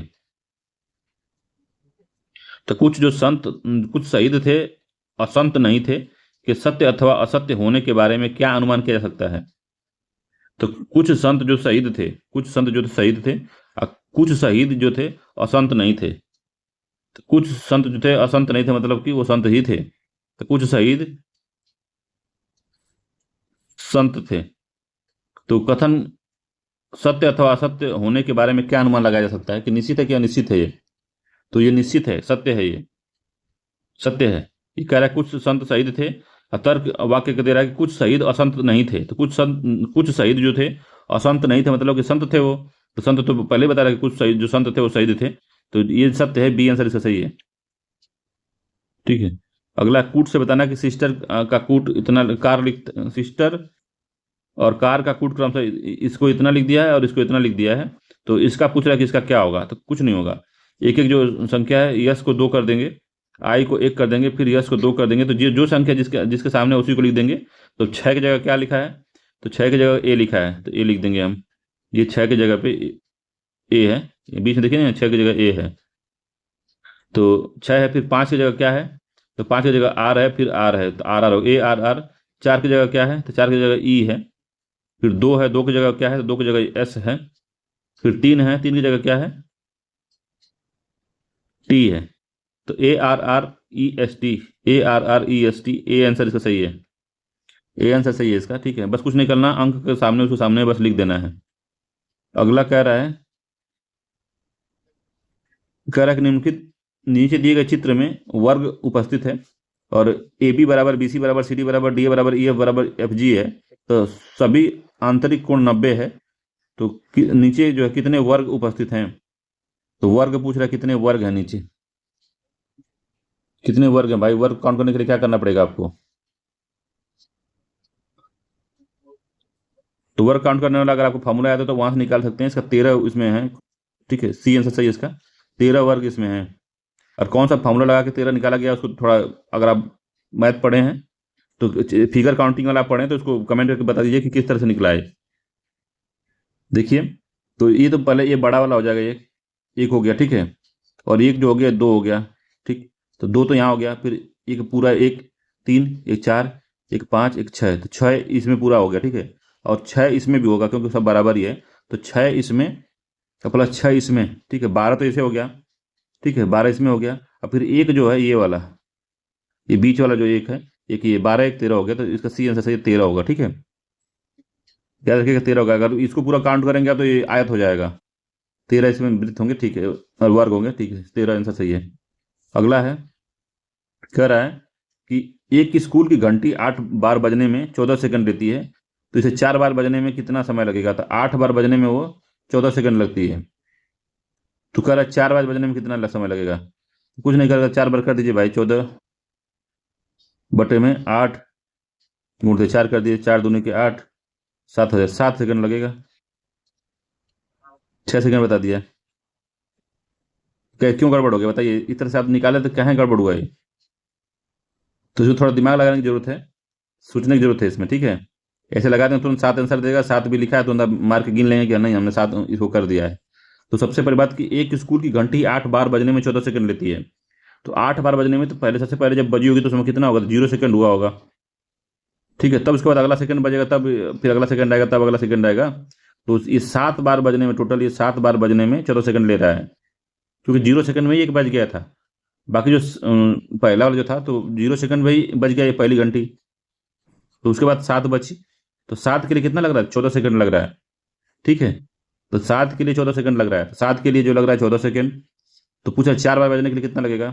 14 बटे 7 गुणते 4, 7 दूनी के 14, सॉरी 4 नहीं 3 होगा ना, ये भी 0 सेकंड में बजेगी तो ये 3 होगा, तो ये भी 0 सेकंड में बजेगी पहली वाली, तो ये 3 होगा यहाँ पे। तो 7 दूनी के 14, 3 दूनी के 6, 6 सेकंड लगेगा, ठीक है। याद रखिएगा, क्योंकि जो पहली घंटी चार चार जो 4 बार बजेगा उसमें जो पहली घंटी होगी वो भी तो 0 सेकंड में बजेगी, और बाकी 3 घंटी बीच में बजेगी। तो जो 3 घंटी बजेगी तो उसे अगले जो, तो उस कितने मिनट कितने सेकंड में बजेगी? 6 सेकंड में बजेगी, जो हम निकाले हैं अभी, तो 6 सेकंड आया, ए आंसर इसका सही है। बस ये ध्यान देना कि जो 0 सेकंड में जो घंटी बज रही है वो पहली घंटी 0 सेकंड में बज रही है, बाकी जो 14 सेकंड लगा है वो केवल 7 घंटियों के बजने में लगा है, ठीक है। पहले 0 में लग गई, ठीक। अगला है, कह रहा है कि ए बी से लंबा है परंतु सी जितना लंबा नहीं है। तो अब देखिए ए जो है, अब इसको लोग अलग अलग तरीके से सॉल्व करते हैं, मैं थोड़ा सा सॉल्व करता हूँ कि जो मान लीजिए ए बी से लंबा है, तो ए जो है वो बी से लंबा है, तो बी है, बी से लंबा ए हो गया, मगर सी जितना लंबा नहीं है, मतलब सी ए से भी लंबा सी है, इसका मतलब ये हुआ ना। डी है ई से लंबा है परंतु बी जितना लंबा नहीं है, तो बी जितना लंबा नहीं है मतलब, तो बी जो है ई से लंबा है न, डी है ई से लंबा है मगर बी जितना लंबा नहीं है, तो बी है, तो बी से छोटा ही होगा वो कौन? तो जो डी है ई से लंबा है तो डी है, मगर बी से लंबा नहीं है मतलब ई यहाँ होगा। तो ये आप समझ पा रहे हैं कि नहीं मामला को? मामला यही है इसमें, ठीक है। तो ये कह रहा है कि जो डी है वो ई से लंबा है, तो ई से लंबा डी बना दिए हम, मगर वो बी से जितना लंबा नहीं है, तो मतलब बी जितना लंबा नहीं तो बी से छोटा ही होगा डी, ठीक है। अब जो ई एफ से लंबा है, ई जो है एफ से लंबा है मगर डी जितना लंबा नहीं है, तो ई जो है एफ से लंबा है मगर डी जितना लंबा नहीं है, तो ठीक है ये। तो अब पूछ रहा है कि इनमें सबसे लंबा कौन है? सबसे लंबा सी है, बी आंसर सही, सबसे लंबा जो है इसमें सी ही है, ठीक है। याद रखिएगा, इसमें देख लीजिए सबसे लंबा सी ही है इसमें, बी आंसर सही है। यहाँ देख लीजिए सबसे लंबा सी है और सबसे छोटा एफ है। अगला है, निम्नलिखित में से अनुक्रम का अगला अक्षर क्या होगा? तो अनुक्रम का अगला अक्षर बता रहा है, तो बी डी जी के पी है, तो अगला अक्षर क्या होगा इसमें, यही बताना है आपको। तो बी से डी जाने में +2 लग रहा है, डी से जी जाने में कितना लग रहा था? +3 लग रहा है, डी से के जाने में +4 लग रहा है, के से ई जाने में +5 लग रहा है, और पी से 6 कितना क्या आएगा? पी से पी +6 कितना होगा? तो वी आएगा, ठीक है, वी होगा, सी आंसर सही है, वी आएगा। अगला है, दिया गया है कि ए बी का भाई है, ए बी का भाई है, तो ए जो है बी का भाई है, सी ए का पिता है, तो सी है, ए का पिता है, मतलब दोनों का पिता सी ही है। डी ई का भाई है, तो डी ई का भाई है। ई बी की पुत्री है, तो ई जो है बी की पुत्री है, ठीक है। और क्या, डी जो है ई का भाई है, डी ई का भाई है, तो डी जो है ई का भाई है, ठीक है। तब डी चाचा है किसका? तो डी चाचा कहां से हो गया इसमें? डी का चाचा पूछा, डी का चाचा कौन? डी का चाचा तब ए है, ए आंसर से डी का चाचा ए है। ए जो है डी का चाचा है। अगला है, इसमें बता रहा है कि नीचे दिए गए अनुक्रम में ये कॉम इस पे क्या लगेगा, तो ए डी जी है और जी जे एम है, एम पी एस है। ए से जी जाना है, ठीक है। या फिर ए से डी, इसी में देखिए कि क्या कर रहा है, तो ए +3 डी हो गया, +3 जो है जी हो गया, ठीक है। तो प्लस तो 3 3 जोड़ रहा है, जी +3 जो हो गया, जे हो गया, जे +3 हो गया, यम हो गया, यम +3 हो गया, पी हो गया, पी +3 यस हो गया। तो यस +3 क्या होगा? यस +3 बताइए, एस +3 क्या होगा? यस +3 होगा, यस तो पहले ही होगा, यस +3 भी होगा, ठीक है। अब भी +3 कितना? भी यू एक्स वाई जेड होगा, ठीक है। भी +3 कितना होगा? भी एक्स वाई होगा, ठीक है। बी +3 वाई होगा, तो yes B Y, yes B Y, yes B Y, C वाला आंसर सही है इसका, यस बी वाई होगा। प्लस प्लस प्लस 3 जोड़ते जाना है, ठीक है।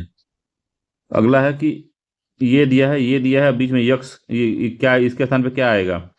तो 5 या 15 4 19 -1, 7 बचे 35 3 75 -10, क्या आएगा भाई? किस तरह सॉल्व किया गया इसको बताइए।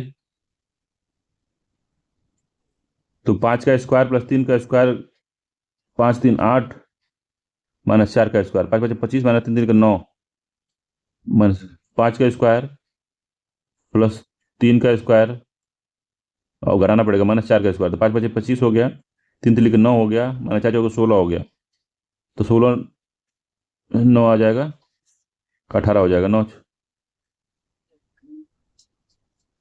18 हो गया, ठीक है। फिर यहाँ करें 7 का स्क्वायर प्लस 5 का स्क्वायर -3 का स्क्वायर, 7 7 49 प्लस 25 -9 बराबर ये हो जाएगा 65, ठीक है। उसी तरह से 9 का स्क्वायर प्लस 6 का स्क्वायर -3 का स्क्वायर, तो 9 9 81, 6 6 36 -9 इक्वल टू 108 आ जाएगा, ठीक है। तो डी आंसर सही है, 108 आंसर आएगा इसका, यक्स का 108 होगा, ठीक है। अगला है समसामयिकी दिया हुआ है, तो समसामयिकी इसको छोड़ देते हैं, इंपॉर्टेंट नहीं है, उस समय का है समसामयिकी 2017 का। तो समसामयिकी पूछता है, देखिए तो कितना क्वेश्चन पूछा है, 1 question, 2 question, 3 question, 4 question, 5 6 7 8 9 10 11 12 13 14 14 15 16 17 18 19 20 21 22 23 24 24 25 question पूछा है, ठीक है। तो ये क्वेश्चन पूछा कि 100% ऊर्जा से चलने वाला भारत का पहला केंद्र शासित प्रदेश कौन बना? तो दमन दीव बना है, बी आंसर से दीव बना है, उसमें उसमें न्यूज में था। अगला संस्थान दिया हुआ है और स्थान दिया है, तो भारतीय सब्जी अनुसंधान संस्थान वाराणसी में है, कौन सा सही सुमेलित नहीं है बताना है। तो केंद्रीय उपोष्ण अनुसंधान जो संस्थान है श्रीनगर है, तो यही गड़बड़ है, श्रीनगर नहीं है, लखनऊ में है। भारतीय गन्ना अनुसंधान लखनऊ में, ठीक है। भारतीय दलहन अनुसंधान कानपुर में है, तो बी वाले से गड़बड़ था, ठीक है। श्रीनगर नहीं है, लखनऊ में है, ठीक है। तो ये पूरा मामला है हमारा। तो चलिए पूरा टोटल हो गया है 140 क्वेश्चन, तो इसमें 25 तो करंट अफेयर्स था, तो करंट अफेयर्स वाले को हमको अच्छे से पढ़ना पड़ेगा, ठीक है। इसमें विश्व थीम भी पूछता है, देखिए थीम भी पूछ रहा है, थीम को भी हमको एक बार कवर करना पड़ेगा, तो थीम पूछ रहा है देखिए। तो थीम है कृषि में कितना आवंटन हुआ है, बजट का भी थोड़ा पढ़ना है, तो बजट भी पूछ रहा है, तो चीज़ें थोड़ा ध्यान दीजिए, इसको देखेंगे तो पता चलेगा कि इसमें डिफेंस से पूछ रहा है, संघ के बजट से पूछ रहा है, और खेल खेल से पूछ रहा है, खेल में जो कौन सा कप किसके संबंधित है ये सब भी पूछ रहा है, ठीक है। चलिए मिलते हैं अगले वीडियो में, तब तक के लिए धन्यवाद।